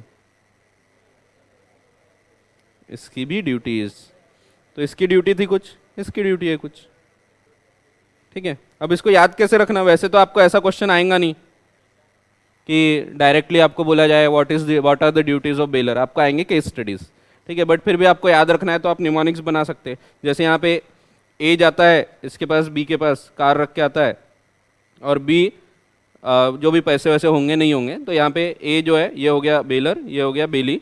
अब ये जब जाता है बी क्या बोलेगा, तो बी बोलेगा उसको कि ठीक है मैं गुड्स लेके जा रहा हूँ, कार लेके जा रहे हैं, और लिखेंगे see you mister A, see you mister A, आता हूँ, तो बोलते ना अपन चलो सी यू मिल के आता हूँ, तो इससे एक एक पॉइंट निकल के आता है, ऐसा याद रखना नहीं, ये सिर्फ मैं बता रहा हूँ। सी रीजनेबल केयर आना चाहिए, यू अनऑथराइज्ड यूज़ नहीं होना चाहिए, एम मिक्स नहीं करना चाहिए, आर रिटर्न, ए एक्रीशंस, ऐसे याद मत रखना, ये बना सकते हैं आप ऐसा कुछ, ठीक है। तो आपको अगर लगता है तो, वैसे कोई ज़रूरत नहीं होती है, फालतू की चीज़ें होती है तो, लेकिन आजकल ज़रूरी है, बच्चे लोगों को आजकल रहता है निमोनिक्स होना फालतू के, तो कोई मतलब नहीं होता बाद में, एक्चुअल में ये घातक है। एक्चुअल में क्या होगा, आप निमोनिक्स याद रखोगे, अल्टीमेटली ऐसा होगा कि आपको निमोनिक्स याद है लेकिन वो अंदर क्या लिखना वही याद नहीं, ये होता है एक्चुअल में होगा है। तो निमोनिक्स, या फिर ऐसा होगा कि निमोनिक्स याद रखने को एक निमोनिक बनाना पड़ रहा, तो होता है ऐसा कभी कभी, ठीक है। अगर आपको फिर भी याद रखनी है तो आप, एक वेबसाइट है wordfind.com, उसमें जा सकते हैं, और भी वेबसाइट्स है ऐसी wordfind.com, तो रहती है ऐसी वेबसाइट्स। अरे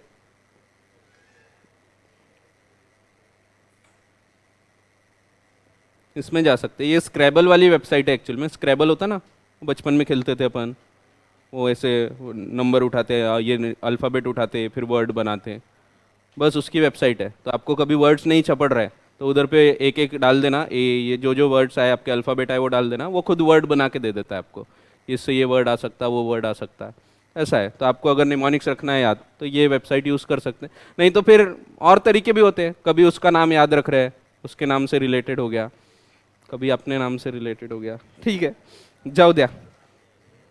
मैं ऐसा नहीं करता, मेरे तरफ ऐसा मत देखो, ठीक है। चलो आगे बढ़ते हैं। अब हम देख रहे हैं बेलर, बेलर, बैली, बाइली नहीं बेली, बाइली बेली, ठीक है। अब कुछ कुछ लोग रहते ना ऐसे, ठीक है, जाऊ द्या, काय करायचं आपल्याला। ड्यूटी, ड्यूटीज ऑफ बेलर, अब हम बात कर रहे हैं बेलर की ड्यूटीज की, क्या क्या ड्यूटीज है। अब यहाँ पे आपको फर्क पड़ेगा, अलग अलग प्रकार के जो अपन ने बेलमेंट पढ़े तो उससे अलग अलग ड्यूटीज निकल के आएगी। पहला है duty to disclose the faults in the goods, अगर गुड्स में कुछ कमियां थी, कुछ खामियां थी, तो आपको फॉल्ट्स डिस्क्लोज करना है, ठीक है। तो duty to disclose the faults.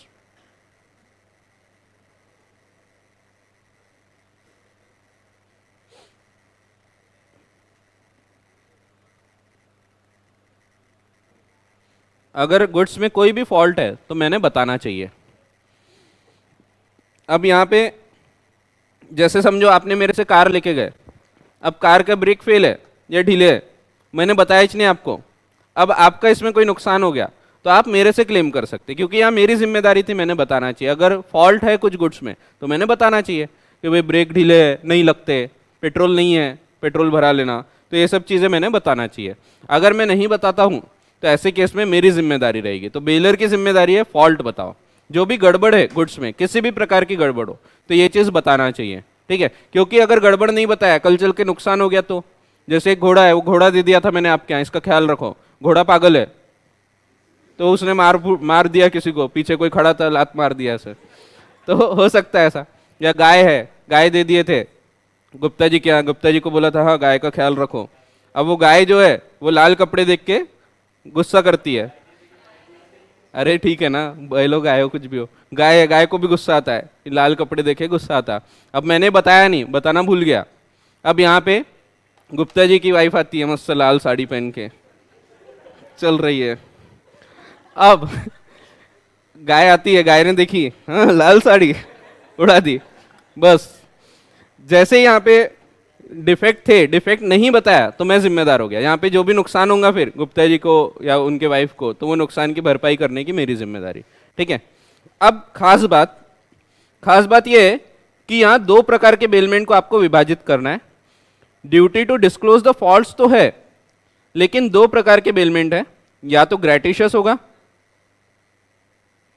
या तो नॉन ग्रेटिशियस होगा। पता है क्या आपको? ये पता है ना, दो प्रकार के बेलमेंट होते हैं, एक पैसे के लिए काम किया है, दूसरा पैसे के लिए नहीं किया गया। अब सोच के देखो, अगर मैं पैसे के लिए काम कर रहा हूं फिर तो डिफेक्ट होना ही नहीं चाहिए। सोच के देखो, अगर मैं आपको कार दे रहा हूं और कार के लिए मैं पैसे भी ले रहा हूं बदले में, तो फिर तो डिफेक्टिव गुड्स होने ही नहीं चाहिए। तो ऐसे केसेस में मैं जिम्मेदार रहूंगा हमेशा। मेरे को नहीं भी पता है तो भी जिम्मेदार रहूंगा, क्योंकि मैं उसका बिजनेस कर रहा हूं, तो मेरी जिम्मेदारी है कि मैंने बराबर गुड्स देना चाहिए। अगर मेरे को नहीं भी पता है तो भी मैं जिम्मेदार हूं। समझो कार के ब्रेक फेल थे, अब मेरे को भी नहीं पता है, बट फिर भी मैं जिम्मेदार हूं, क्योंकि मैं पैसे के लिए ये कार्य कर रहा हूं। ठीक है। तो दो जगह दो प्रकार के बेलमेंट है। अगर ग्रेटिशियस बेलमेंट है तो यहां पे उसको डिस्क्लोज करना है ओनली नोन फॉल्ट्स, तो लायबल फॉर नोन फॉल्ट्स, तो ही is liable for known faults.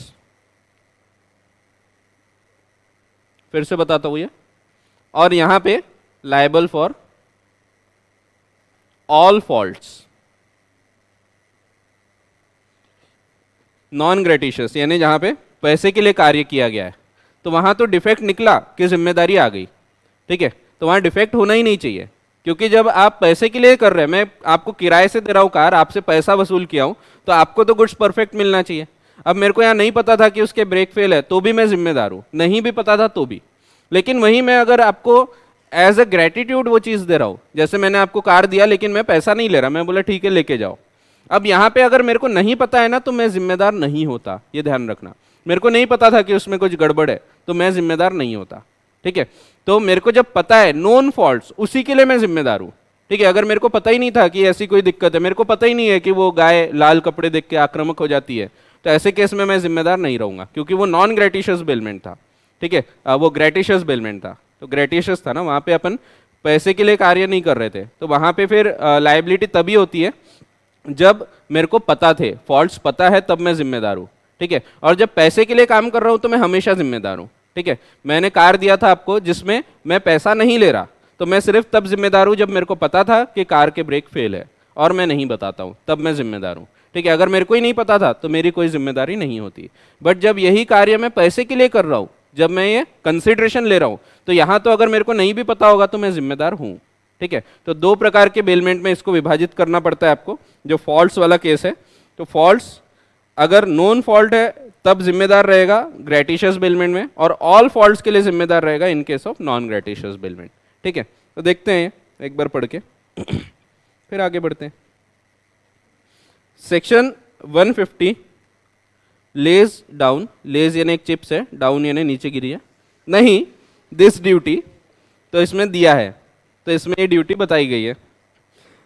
This section makes distinction between gratuitous bailor and non gratuitous bailor, यानी bailor for reward, and provides as follows. पहला देखो, words important है। Gratuitous bailor is bound to disclose to the bailee all those faults in the goods bailed of which he is aware. जितने पता है उतने faults बताएगा, all those faults जितने उसको पता थे। ठीक है। And which material interfere with the use of them, यानी जिससे उसका नुकसान हो सकता है, कुछ फर्क पड़ सकता है। और expose the bailee to extraordinary risks. ठीक है। तो एक्स्ट्राऑर्डिनरी वाली चीजें बताना है, नॉर्मल चीजें बताने की जरूरत नहीं है। ऐसी चीज नहीं बताना पड़ेगा ज्यादा तेज मत चलाना, वो तो पता है सबको। ठीक है। लेकिन जो एक्स्ट्राऑर्डिनरी चीजें हैं, जैसे ब्रेक लूज है, तो ये बताना पड़ेगा। ठीक है। तो ऐसा है। And if he fails to do so, तो सीए कर रहा था, नहीं बताता है, तो उसकी जिम्मेदारी है बताना था, नहीं बताया। He will be liable to pay such damages to the bailee as may have resulted directly from the faults. A gratuitous bailer will not be liable for the damages arising to the bailee from defects which he was ignorant, of which he was ignorant. A lends a horse which A knows to be vicious. Vicious यानी वही मारता है वो. To B.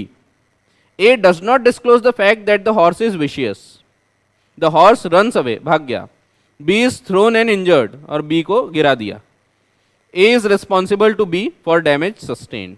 ठीक है, तो जो भी नुकसान हुआ उसके लिए जिम्मेदारी रहेगी, क्योंकि उसने डिफेक्ट बताया नहीं था. ठीक है. अगर बता देता तो फिर यहाँ जिम्मेदारी नहीं है, भले फिर पागल रहता घोड़ा, लेकिन बता दिया था ना. फिर अगर तुम जानबूझ के कुछ करोगे तो वहाँ जिम्मेदारी नहीं. जैसे वही मैंने गाय दिया और मैंने बता दिया था कि देखो भाई लाल कपड़े पहन के मत आना, फिर भी आंटी जी जा रहे हैं लाल कपड़े पहन के, तो फिर यहाँ मेरी जिम्मेदारी नहीं रहेगी. ठीक है, तो मेरी जिम्मेदारी है बताना है. बता दिया तो मेरी जिम्मेदारी खत्म, नहीं बताया तो फिर मेरे को कंपेंसेट करना पड़ेगा. ठीक है. सेकेंड, बेलर फॉर रिवॉर्ड, जब पैसे के लिए कार्य किया जा रहा है, is responsible for all defects whether known or unknown. तो अवेयर रहे या नहीं रहे, अवेयर और नॉट. ठीक है. तो is liable, is responsible for all the defects in the goods bailed whether he is aware of the defects और not if he does not disclose them to the bailee. Unlike gratuitous bailor, ignorance of defect is no defense for him. वो ये नहीं बोल सकता यार मेरे को नहीं पता था. ठीक है, लेकिन ग्रेटिशियस बेलर ये बोल सकता है कि यार मेरे को नहीं पता था कि वो गाय ऐसा मार देती है, तो वहां पे वो बोल सकता है. ठीक है, तो ऐसा है. ए हायर्स, ये वर्ड से आपको समझना है. जैसे ही हायर्स वर्ड दिया तो आपको समझ जाना है कि ये फॉर कंसिडरेशन है, नहीं तो आपको दिखेगा लेंड्स या हायर्स. जब भी लिखा तो हायर यानी पैसा लेगा और चीज देगा, तो हायर का मतलब वही होता है. ठीक है. तो A hires a carriage of B, the carriage is unsafe though B is not aware of it. B को भी नहीं पता है, ओनर को भी नहीं पता है. एंड ए इज इंजर्ड, तो भले बी को नहीं पता था पर वो जिम्मेदार रहेगा बिकॉज हायर का कॉन्ट्रैक्ट है, यानी it is for reward. B is responsible to A for the injury if the carriage was lend gratuitously. अगर ग्रेटिशियस बेलमेंट होता है तो ऐसे केस में B would not be liable under the circumstances, वो लायबल नहीं हुआ होता. ठीक है, क्योंकि उसको नहीं पता है. यहाँ स्पेसिफिकली लिखा है इज नॉट अवेयर. बट फिर भी अगर पैसे के लिए काम कर रहे हैं तो आपको पता हो ना पता हो उससे कोई फर्क नहीं पड़ता, गुड्स में डिफेक्ट होना ही नहीं चाहिए. ठीक है, बट अगर पैसे के लिए काम नहीं कर रहे तो ऐसे केस में आप इसका डिफेंस मांग सकते हैं कि भाई मेरे को नहीं पता था. ठीक है. ऐसा है. Similarly if B has told the fault to A, अगर बता देगा कि देखो भाई ये ऐसा डिफेक्ट है इसमें, कैरियर अनसेफ है, तो ऐसे केस में he would not be liable, तब भी लायबिलिटी नहीं रहेगी. तो बताना इंपॉर्टेंट है. ठीक है, तो बता दिया तो उसकी लायबिलिटी नहीं रहेगी. फिर duty to repay necessary expenses, ये भी एक है. Second duty to repay necessary expenses. लेकिन ये कब की बात हो रही? इन केस, पूरा लिखो इसको, ऑफ ग्रेटिशियस बेलमेंट.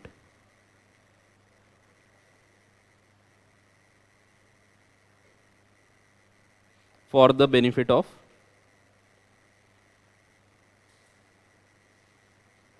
बेलर. ये समझाता हूं. Duty to repay necessary expenses,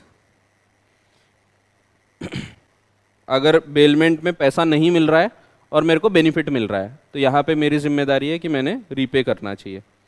देखते हैं इसका भी मतलब.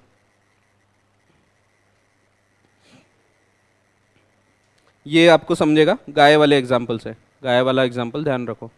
ठीक है, गाय वाले एग्जाम्पल में देखो दो प्रकार के खर्चे होते हैं. वैसे कोई भी बेलमेंट है, दो प्रकार के खर्चे होंगे. एक रहेगा नॉर्मल एक्सपेंसेस और एक होंगे एक्स्ट्राऑर्डिनरी नुकसान या खर्चे, और एक नॉर्मल वाले नुकसान या खर्चे. ठीक है, जैसे आप कार लेके जा रहे हैं तो दो चीज़ रहेगी, एक तो पेट्रोल का खर्चा, ये ऑर्डिनरी वाले हो गए, या एक्सीडेंट हो गया या कुछ बिजली गिर गई, ये एक्स्ट्राऑर्डिनरी हो गया. एक्स्ट्राऑर्डिनरी के लिए हमेशा जिम्मेदारी वैसे होती है ओनर की. ठीक है, और जो नॉर्मल एक्सपेंस है वो कौन बेयर करेगा? तो बेनिफिशियरी. ये ध्यान रखो, बेनिफिशियरी से ध्यान रखो इसको. ठीक है, जिसको बेनिफिट मिल रहा है सीधी बात है वो पैसा भरेगा. ठीक है, जैसे आप सोच के देखो, आप कार लेके गए, अब मेरी कार में पेट्रोल कम था तो तो आप वो भी मांगोगे क्या, सर पैसे भी दे दो ना, थोड़ा पेट्रोल डाल लूंगा? तो नहीं, पैसे आपको डालना है, पेट्रोल आपके तरफ से होना चाहिए, ठीक है। तो यहाँ पे फिर जो बेनिफिट जिसको मिल रहा है उसने फिर उसका पैसा भरना चाहिए, ठीक है। तो जो नेचुरल एक्सपेंसेस है, नॉर्मल एक्सपेंसेस है, जो नॉर्मल एक्सपेंसेस है उसकी जिम्मेदारी रहेगी बेनिफिशियरी की, ठीक है। तो आप बेलर की या बेली की ऐसा मत समझो, ठीक है, क्योंकि बेलर की और बेली की इसमें आ जाओगे तो दिक्कत जाएगी। जैसे कार वाला एग्जाम्पल है, उसमें आप भरोगे पेट्रोल क्योंकि आप बेली हो, आपको बेनिफिट मिल रहा है। दूसरा जो एग्जाम्पल है गाय वाला, उसमें जो जिम्मेदारी है वो बेलर की रहेगी, इसीलिए आप बेलर या बेली से मत देखो, ठीक है। तो जिम्मेदारी आपको किससे देखना है, बेनिफिशियरी कौन है उससे, जिसको बेनिफिट मिल रहा है वो जिम्मेदारी उठाएगा, ठीक है। तो हर केस में इवन अगर फॉर रिवॉर्ड है तो अब वहां तो दोनों को बेनिफिट मिलता है, बट यहाँ पे भी जब फॉर रिवॉर्ड है तो वो व्यक्ति जब आपसे पैसा लेता है तो पैसे में ऑलरेडी पेट्रोल के एक्सपेंसेस मांग लेता है, ठीक है। तो उसमें जोड़े हुए रहते हैं। तो यहाँ पे जैसे आप ओला से जा रहे हैं, तो ओला से जाते हैं तो वो आप में जो भी चार्ज है उसमें पेट्रोल के एक्सपेंसेस इंक्लूडेड है, तो वहाँ पे वो ड्राइवर खुद पेट्रोल भरता है फिर, ठीक है। ऐसा नहीं होता, वो कभी ऐसा होता क्या कि आपसे पैसे मांग रहा हो, अरे पेट्रोल डालना था तो ये 100 रुपये प्लस पेट्रोल, तो ऐसा नहीं होता, ठीक है। तो उसमें जब पैसे के लिए किया गया है तो इट इज़ डीम्ड कि वो पैसे में पूरा इंक्लूडेड है, ठीक है। तो ऐसा है। बट यहाँ पे रीपे नेसेसरी एक्सपेंस, अब गाय वाले एग्जाम्पल पे आ जाओ।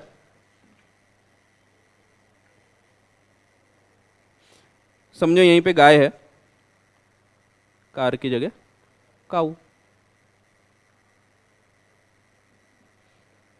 तो गाय है। अब ये गाय दे दी गई है और यहाँ पे बदले में कुछ मिला भी नहीं। अब सोचो ये गाय का जो बेनिफिट है किसको मिल रहा है, अगर गाय दिया गया तो ये है, इसको बेनिफिट मिल रहा है, बेलर को, मेरे को बेनिफिट मिल रहा है। अब इसका खर्चा जो है वो बी उठाएगा, वैसे तो वो उठाने वाला है बी, जो भी उसको खाने पीने का खर्चा लग रहा है, तो जो भी खिलाना पिलाना रहेगा, चने वने जो भी खाती, तो क्या खाती वो, चारा वारा, तो वो जो भी खाती वो खिलाएगा ये। बट क्या ये फुकट में काम करेगा क्या, देखो वैसे ही पैसा नहीं ले रहा हो, ऊपर से वो खर्चा कर रहा है, तो ये ड्यूटी वही बोल रही है। अब पढ़ के देखो ये ड्यूटी क्या बोल रही, duty to repay necessary expense, किसकी ड्यूटी, ए की, duty to repay necessary expense, necessary वाले, ठीक है, नेसेसरी एक्सपेंस, क्योंकि एक्स्ट्रॉर्डिनरी एक्सपेंस तो वैसे भी उसको ही बेयर करना है, ठीक है, लेकिन जो नेसेसरी है, नॉर्मल वाले एक्सपेंस है, वो रीपे करना है, क्योंकि अल्टीमेटली अभी ये खर्चा करेगा, उसको खिलाना पिलाना वो खर्चा ये करेगा, और बाद में फिर ए की जिम्मेदारी है कि जो भी खर्चा इसका हुआ है वो इसको भरपाई करके दे, क्योंकि इसको बदले में कुछ मिल नहीं रहा, फोकट में थोड़ी काम करेगा और खर्चा भी खुद ही उठाएगा। तो फोकट में काम कर रहा उतना ठीक है, बट खर्चा खुद नहीं उठाएगा, जो खर्चा है वो खर्चा ए इसको भरपाई करके दे देगा, ठीक है। तो वही चीज यहाँ पे बताइए, repay necessary expenses in case of gratuitous bailment for the benefit of baler. जब ग्रेटिशियस है तभी ये है, अगर नॉन ग्रेटिशियस होगा, ऑलरेडी पैसे दिए जा रहे हैं, तो फिर कोई दिक्कत ही नहीं है, वहां पे वो पैसे में सब इंक्लूडेड है माना जाएगा, ठीक है। तो जैसे कभी कभी होता है कोई कोई इसमें पैसे लिए जाते हैं, अब यहाँ पे तो नहीं लेते, जैसे समझो मैंने गाय रखा और वहाँ पे एक गौशाला थी, वहाँ पे गाय रख के आया कि 10 दिन उसको यहाँ रखेंगे, तो वो मेरे से अगर पैसा लेंगे तो वो पैसे में ऑलरेडी सब इंक्लूडेड रहेगा, खाने पीने का सब, ठीक है। तो ऐसे केसेस में फिर अलग से नहीं मांगा जाता, बट यहाँ पे इसको कुछ बेनिफिट नहीं मिल रहा, ऊपर से खर्चा भी कर रहा है, तो ऐसे केसेस में मेरी जिम्मेदारी है कि मैं इसको भरपाई करके दूं, जो भी नेसेसरी एक्सपेंसेस है वो मेरे को रीपे करना पड़ेगा, और एक्स्ट्राऑर्डिनरी एक्सपेंस तो हमेशा ही मेरे को रीपे करना है। तो एक्स्ट्राऑर्डिनरी जो भी होगा, जैसे बछड़ा हो गया तो बछड़े के लिए डॉक्टर को लेके आए थे, तो ये जो एक्स्ट्राऑर्डिनरी एक्सपेंस है ये हमेशा मैं ही बेयर करूंगा, ठीक है। ये भले ये देगा भी तो अल्टीमेटली मेरे को ही बेयर करना है, ये फिर ग्रेटिशियस हो या नॉन ग्रेटिशियस हो इससे कोई फर्क नहीं पड़ता, ठीक है। तो ये हमेशा ओनर को बेयर करना है, जितने एक्स्ट्राऑर्डिनरी नेचर के खर्चे हैं, ठीक है, वो हमेशा ओनर बेयर करेगा। ये सिर्फ मेरे इसमें होता क्या ऐसा, सब में होता ना, चलो ठीक है फिर तो ये ऐसे ही है, अपने यहाँ लाइट जाती है तो अपन बोलते हैं अरे बाजू वाले की गई क्या, हाँ गई, अरे ठीक है फिर, तो ऐसा होता है ना अपने, हाँ एक्चुअल में होता। तो अगर बाजू वाले की नहीं गई तो फिर टेंशन आता है, यार अपनी लाइट गई, फिर अपन बोलते फोन करते अरे, तो ठीक होता। चलो छोड़ो, जाओ दिया। तो ये है duty to repay necessary expenses. अब पढ़ के देखो, अब समझेगा। Duty to repay necessary expenses in case of gratuitous bailment, यहाँ पे आगे लिख भी लो, वैसे जरूरत नहीं है, नीचे दिया होगा, for the benefit of baler, यानी बेलर को बेनिफिट हो रहा है और खर्चा उठा रहा है बेली, तो बेलर की जिम्मेदारी है कि भाई जो भी खर्चा उठाया वो खर्चा मैं रीपे करके दे दूं, ठीक है। एग्जाम्पल से ध्यान रखो, रटने में कोई मतलब नहीं है, ऐसा पढ़ के देखोगे तो कुछ समझेंगे ही नहीं हो। तो आपको अगर कंसेप्ट समझा है तो समझ में आएगा। तो देखो क्या लिखा है, where by the condition of bailment the goods are to be kept और टू बी कैरिड और to have work done upon them by the bailee for the bailor, bailor के लिए काम किया जा रहा है, for the bailor, and the bailee is to receive no remuneration, bailee को कोई रेम्यूनरेशन नहीं मिल रहा बदले में, कुछ बदले में उसको पैसे वगैरह नहीं दिए जा रहे। It is the duty of the bailor to repay all necessary expenses incurred by the bailee for the purpose of the bailment. ठीक है, तो जितने भी खर्चे हैं वो सब जो नॉर्मल एक्सपेंसेस है, नेसेसरी एक्सपेंसेस है, ये सब जो एक्सपेंसेस है ये उसको रीपे करके देना पड़ेगा। ठीक है, ये कब की बात हो रही, ये तब की बात हो रही जब ग्रेटिशियस बेलमेंट है और for the benefit of baler है। ठीक है, यहाँ पे अगर for the benefit of belly रहेगा तो वहां कोई ऐसा ड्यूटी नहीं है। जैसे आपने कार लेके गए, अब मेरे को पैसा नहीं मिल रहा तो आप खुद पेट्रोल डालोगे, वहां पे मेरी कोई जिम्मेदारी नहीं कि मैं ही पेट्रोल का खर्चा भी दूं, तो वहां मेरी जिम्मेदारी नहीं है। ठीक है, तो ये आपको सिर्फ गाय वाले एग्जाम्पल से ये वाला समझ में आएगा, ये वहीं पे लगता है, बाकी जगह नहीं लगेगा। तो ये वाली ड्यूटी एप्लीकेबल है ओनली इन दैट केस। ठीक है, तो थर्ड नंबर का जो केस था उसमें तो इसीलिए केस इंपॉर्टेंट है, एक एक जो अपन अलग अलग देख रहे हैं ना वो इसीलिए इंपॉर्टेंट है। फिर अगली है ड्यूटी टू इंडेमनीफाई, बस दो ड्यूटी बची है। थर्ड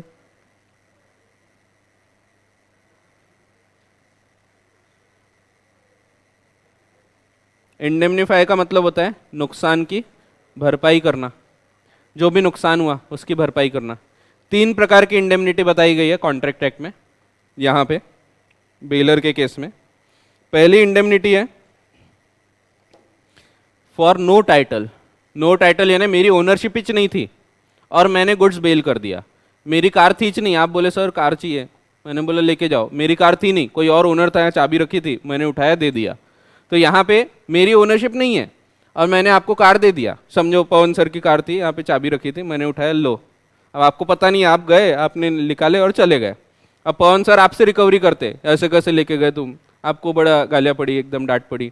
अब यहाँ पे मेरी जिम्मेदारी है, आपको जो भी कंपेंसेशन वगैरह देना पड़ा होगा, अगर पैसे वैसे भी रिकवर किए गए होंगे तो वो पैसे मैं रीपे करके दूंगा। इंडेमनीफाई, इंडेमनीफाई का क्या मतलब है, नुकसान की भरपाई करना। तो आपकी जो नुकसान हुआ कि आपको जो ट्रू ओनर था उसने आपसे क्लेम किया कि तुम मेरी कार कैसे क्या ले जा सकते हो, आपसे पैसे वैसे भी क्लेम किए गए, तो ऐसे केस में मेरी जिम्मेदारी है टू इंडेमनीफाई यू, आपका जो नुकसान हो चुका है वो नुकसान मैं भरपाई करके दूंगा। ठीक है, तो इंडेमनिटी का मतलब है नुकसान की भरपाई करना। ठीक है, समझा गया। तो जब मेरे गुड्स नहीं थे और मैंने बेल कर दिया तो ट्रू ओनर आपसे रिकवर करेगा, सीधी बात है। मेरे गुड्स थे नहीं, यहाँ पे छपड़े थे, मैंने उठाया आपको दे दिया, अब आपने वो गुड्स यूज कर लिए। अब ऐसे केस में आपसे रिकवर करने आ रहा है, जो ट्रू ओनर है उसको पता लगा आपके पास गुड्स है, तो आपसे रिकवर किया जाएगा, तो आप इन टर्न मेरे से रिकवर कर सकते हैं। इसको हम बोलते हैं इंडेमनिटी। तो इंडेमनिटी यानी नुकसान की भरपाई करना। तो जब जब नुकसान होगा तब तब भरपाई होगी। तो पहली इंडेमनिटी जो है इंडेमनिटी फॉर नो टाइटल, तो नो टाइटल जब टाइटल ही नहीं था। ठीक है, तो ये वाली, a bailor is also bound to indemnify the bailee for any loss suffered by the bailee by reason of the fact that the bailor was not entitled to bail the goods because of defective title, यानी ownership उसकी clear नहीं थी। A gives his neighbour's scooter, तो पड़ोसी के scooter दे दिए, to B for use without the neighbour's permission. The neighbours use B, neighbour ने बी के ऊपर केस फाइल किया कि तुम मेरी कार कहाँ ले जा रहे या स्कूटर कहाँ ले जा रहे, एंड रिसीव्स कंपेंसेशन।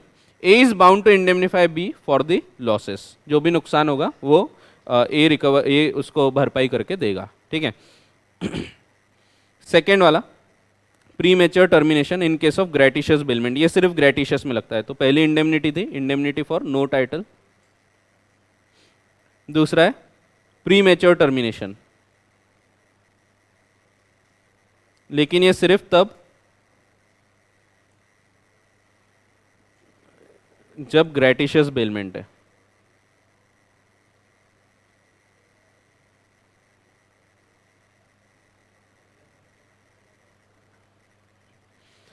तो सबसे पहला रूल तो ये है, अगर ग्रेटिशियस बेलमेंट है तभी मैं प्री मैच्योर टर्मिनेशन करा सकता हूं। प्री मैच्योर यानी जितने टाइम के लिए गुड्स दिया था उसके पहले मैं उसको कैंसिल कर रहा हूं।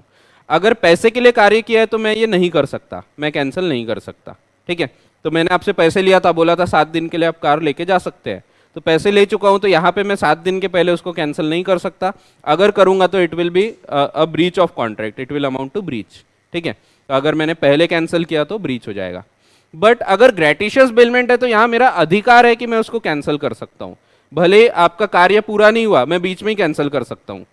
समझो यहाँ पे आपकी शादी है, आपने मेरे से कार लेके गए, बहुत सारी कार लगती है शादी में, तो कोई फूफा जी आ रहे, बुआ जी आ रही, तो रेलवे स्टेशन जाना है, तो बहुत सारी, आपके घर 4 कार होंगी, वो भी कम पड़ती है शादी में। तो आपको कार की और ज़रूरत थी, आप बोले सर मैं थोड़ा किराए से कार ढूंढ रहा हूँ, बताओ कोई होगा, तो मैं बोला क्या किराए से लेते, मेरी कार ले जाओ, तो मैंने आपको ऐसे ही दे दिया, आपको पैसा वैसा कोई लेने की बात ही नहीं, अब आप अच्छे स्टूडेंट हैं मेरे, क्या पैसा लूँगा मैं आपसे, तो मैंने आपको ऐसे ही दे दिया, ग्रेटिशियस बेलमेंट। अब यहाँ पे मैं घर जाके घर पे गया, घर पे मेरी बीवी चिल्ला रही कहाँ है कार, मैंने बोला वो एक स्टूडेंट है, शादी है, उसको दिया हूँ, बहुत गालियाँ पड़ी, मेरे को कल जाना था, तुमको कुछ समझ में नहीं आता, चलो लेके आओ, मेरे को बड़ी डांट पड़ी। अब मेरे को यहाँ अधिकार है, मैं लेके आ सकता हूँ, ठीक है, बट यहाँ इसके कारण आपको नुकसान भी हो सकता है, क्योंकि आपने आपको जो यूज़ करने को दिया था मैं, अब आप दूसरी कार लेने जाओगे, फिर टाइम लगेगा, पैसा ज़्यादा लगेगा, तो आपका नुकसान हो सकता है, तो वो नुकसान आप मेरे से भरपाई करवा सकते हो। एक एग्जाम्पल लेते, समझो वही 7 दिन का है, 7 दिन के लिए आप कार लेके जाते, तो 1 2 3 4 5 6 7 7 दिन है।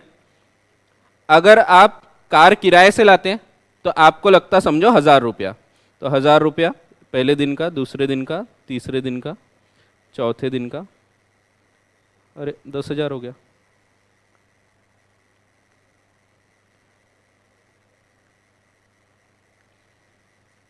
तो ऐसे 7,000 रुपये आपको लगते टोटल।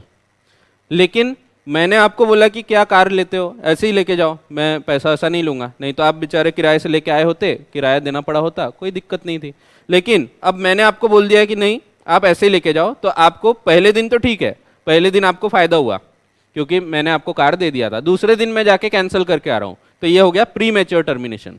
तो पहले दिन आपको फ़ायदा हो गया, एक्चुअल में क्या हुआ, ये एक्सपेक्टेड है, ऐसा हुआ होता, बट एक्चुअल में क्या हुआ, पहले दिन आपको फायदा हुआ 1000 रुपये का, लेकिन दूसरे दिन अब आप तुरंत में कार लेने जा रहे किराए से, तो जाहिर सी बात है थोड़े महंगे में मिलेगी, पहले से लेते तो 1000 रुपये में मिल जाती थी, अभी आपको समझो 1200 रुपये देना पड़ रहा।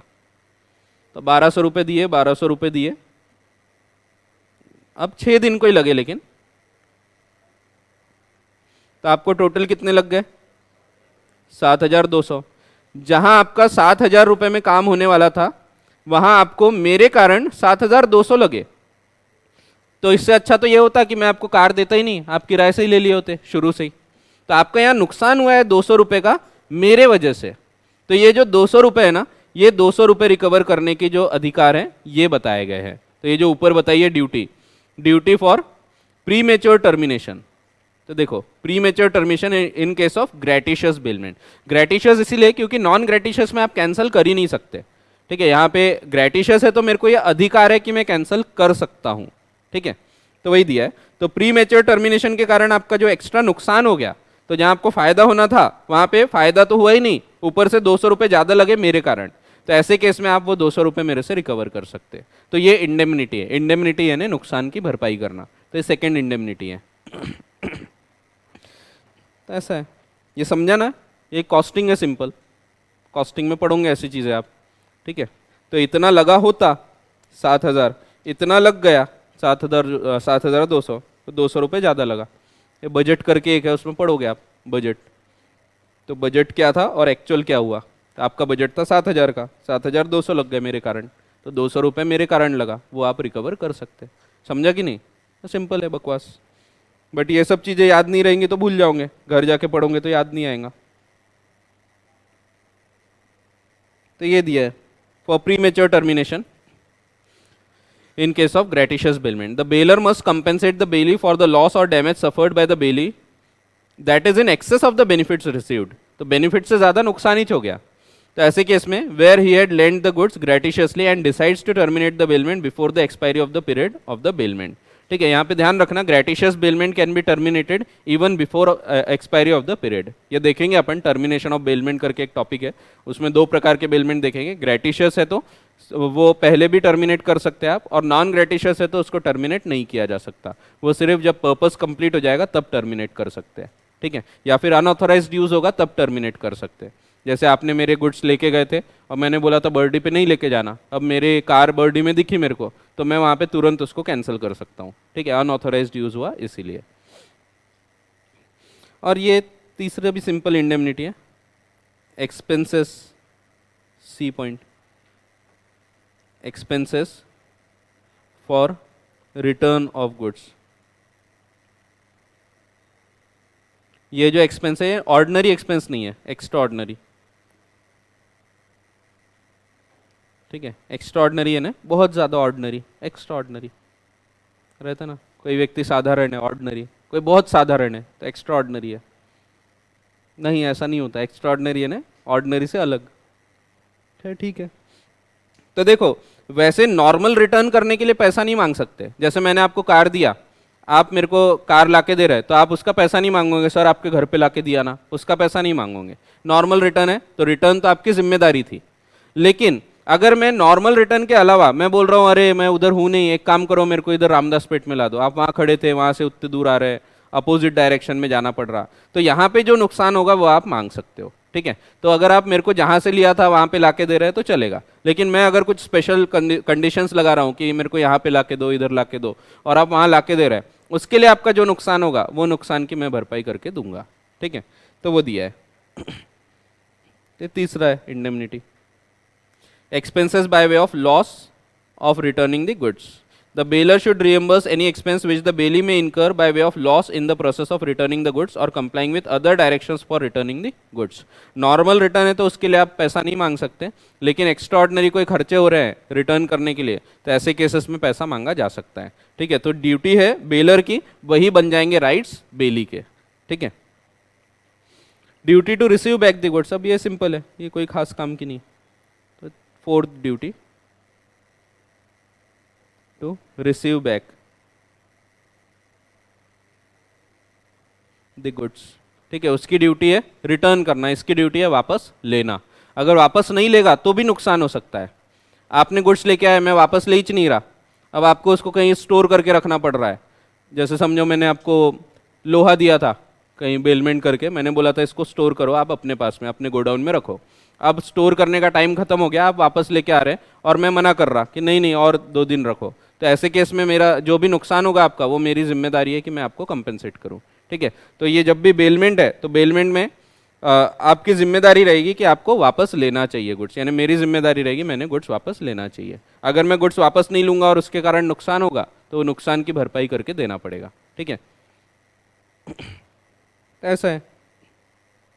Duty to receive back the goods. It is the duty of the bailor to receive back the goods when the bailee returns them after the time of bailment has expired or the purpose of bailment has been accomplished. If the bailor refuses to take delivery of goods when it is offered at a proper time, the bailee can claim compensation for all necessary expenses of and incidental to the safe custody. उसको संभाल के रखने का जो खर्चा होगा वो खर्चे का आप रिकवरी कर सकते हैं। ठीक है, तो ऐसा है। हाँ हाँ हाँ, क्या क्या लोहा है, हाँ जंग खा गया। अगर ऑर्डिनरी डैमेजेस होंगे तो वैसे तो ये दोनों केसेस में यहाँ पे अब बेलर की जिम्मेदारी होगी, क्योंकि ये राइटफुल रिजेक्शन नहीं था, तो यहाँ जिम्मेदारी उसकी होगी। ओनर है तो ओनर की जिम्मेदारी होती है एक्स्ट्रा ऑर्डिनरी की, और ये नेचुरल खर्चा भी होगा, जो जंग लगा वो नेचुरल है, वो होना ही चाहिए, बट वो भी जिम्मेदारी अब उसी की होगी, ओनर की, क्योंकि उसने मना किया था और उसकी गलती के कारण हुआ। जब भी किसी की गलती होती है तो उसके कारण नुकसान होता है, उसका नुकसान होता है।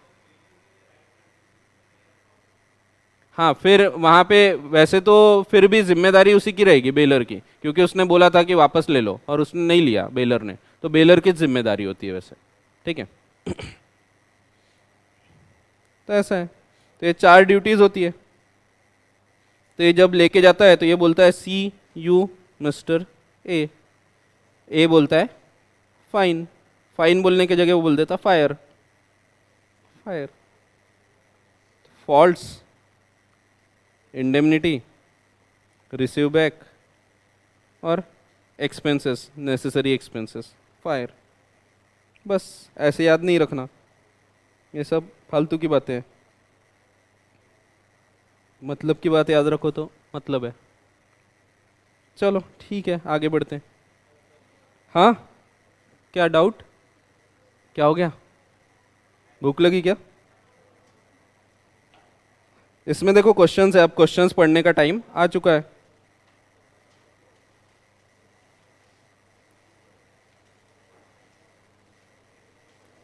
मैं बता देता हूँ कौन कौन से देख के आना।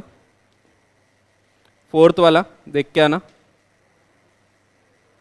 फिफ्थ वाला, सिक्स्थ वाला, सेवेंथ वाला, एट्थ वाला,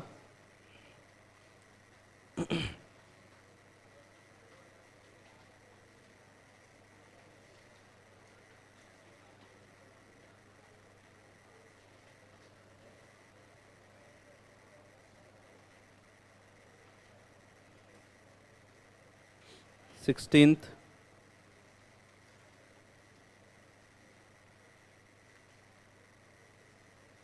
18th बाद में देखेंगे, वैसे देख सकते हो आप, बट बाद में ही देखेंगे।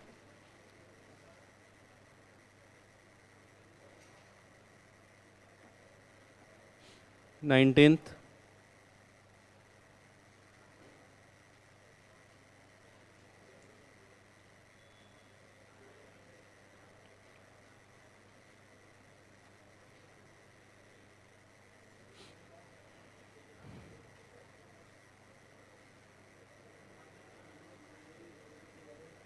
20th भी देख सकते हो वैसे तो आप।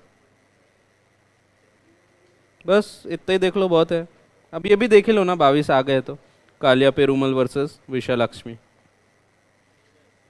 तो इतने क्वेश्चंस आप देख के आओ थोड़ा थोड़ा। एकदम बहुत ज़्यादा पढ़ने की ज़रूरत नहीं है, थोड़ा सा पढ़ लो घर जाके। हाँ, तो बहुत ज़्यादा उस पर टाइम भी नहीं जाएगा आपका। ये आधे एग्जाम्पल तो सेम है, जो अपन ने पढ़े वही एग्जाम्पल रहेंगे, और कुछ कुछ चीज़ें अपने को देखना पड़ेगा। ठीक है, ज़्यादा पढ़ने की ज़रूरत नहीं है, थोड़ा थोड़ा पढ़े तो भी सफिशिएंट है। यहाँ पे आपको खास बात, अच्छी बात ये है कि केस स्टडीज़ आएगी। केस स्टडीज़ आप अच्छे से लिख सकते हैं, बस मैं वही जो वर्ड्स बता रहा हूँ वो ध्यान रखना। जैसे विदाउट कंसेंट, ये ध्यान रखना है आपको, क्योंकि यहाँ मार्क्स कटते हैं, अपने को बाद में समझते ही नहीं कि मार्क्स कहाँ कट रहे हैं। बहुत सारे स्टूडेंट्स के साथ होता, यार मार्क्स ही नहीं देता बोले इंस्टीट्यूट, लॉ जैसे सब्जेक्ट में खास तौर पे बोलते हैं लोग, यार इंस्टीट्यूट मार्क ही नहीं देता, लेकिन गलती अपनी होती है। ये जो मैं बता रहा हूँ यहाँ गलतियाँ होती है। तो इंस्टीट्यूट का काम है सीए बनाना, वो सीए बनाने को बनाए, सीए नहीं बनाने को नहीं बनाए, जानबूझ के फेल नहीं करता इंस्टीट्यूट। ठीक है, तो सीए बनाने के लिए बनाया है आईसीए। आईसीए का काम क्या है? सीए बनाना चाहिए। ठीक है, तो इसीलिए अपनी गलती होती है तभी कहीं ना कहीं रह जाते हैं अपन। तो ये गलतियां ध्यान रखना जो मैंने बताया हूँ आज, खास तौर पे एक एक वर्ड है, लेकिन ये एक एक वर्ड पे फर्क पड़ेगा। ठीक है, जैसे आपको ये क्वेश्चन आएगा, बताऊंगा वैसे मैं, जैसे ये क्वेश्चन आएगा डिस्क्लोज फॉल्ट्स वाला, तो आप सीधा सीधा सिर्फ ये लिख दोगे, it is the duty of the bailor to disclose faults in the goods bailed. Answer हो गया गलत। आपको पहले आइडेंटिफाई करना पड़ेगा वो ग्रेटिशियस बेलमेंट है या नॉन ग्रेटिशियस है, फिर देखना है कि कौन से नेचर का फॉल्ट था वो, यानी नोन फॉल्ट था या ऑल फॉल्ट है, तो वो देखना पड़ेगा नोन है या अननोन है। ठीक है, तो पहले आपको ये आइडेंटिफाई करना पड़ता है, वो बताऊंगा मैं लिखने के टाइम। ये भी वर्ड्स इंपॉर्टेंट है, तो आप सिर्फ ये लिखोगे it is the duty of bailor to disclose the faults in the goods bailed, तो ये गलत हो जाएगा। आपको पूरा लिखना पड़ेगा। अगर आपको केस है ग्रेटिशियस बेलमेंट का, तो आपको लिखना पड़ेगा it is the duty of the bailor in case of gratuitous bailment to disclose all the known faults, या फिर all the faults of which he was aware, ये लिखना पड़ेगा। और अगर इसके ऊपर क्वेश्चन आएगा तो ये लिखने की जरूरत नहीं, ये ही लिखोगे सिर्फ। ठीक है, तो in case of non gratuitous bailment it is the duty of the bailor to disclose all the faults. ठीक है, अगर नहीं भी डिस्क्लोज करता है, क्योंकि अब फॉल्ट नहीं पता है तो कैसे डिस्क्लोज करेगा, बट फिर भी वो लायबल जरूर रहेगा। ठीक है, तो आपको ये वर्ड्स भी काम के हैं। ठीक है, तो अपन देखेंगे धीरे धीरे, तो अभी आप एक बार देख के आओ, फिर अपन देखेंगे उसको कैसे पढ़ना है, देखते हैं। चलो ठीक है, तो आज की क्लास भी मैं थोड़ी सी आज ज़्यादा पढ़े, तो रोज़ 5-5 मिनट 10-10 मिनट बढ़ रहा है आज अपना, तो आज 10 मिनट बढ़ाए अपन ने। ठीक है, तो भी जल्दी छोड़ दिया आज मैंने, तो कल अपन आगे का देखते हैं। चलो, थैंक यू।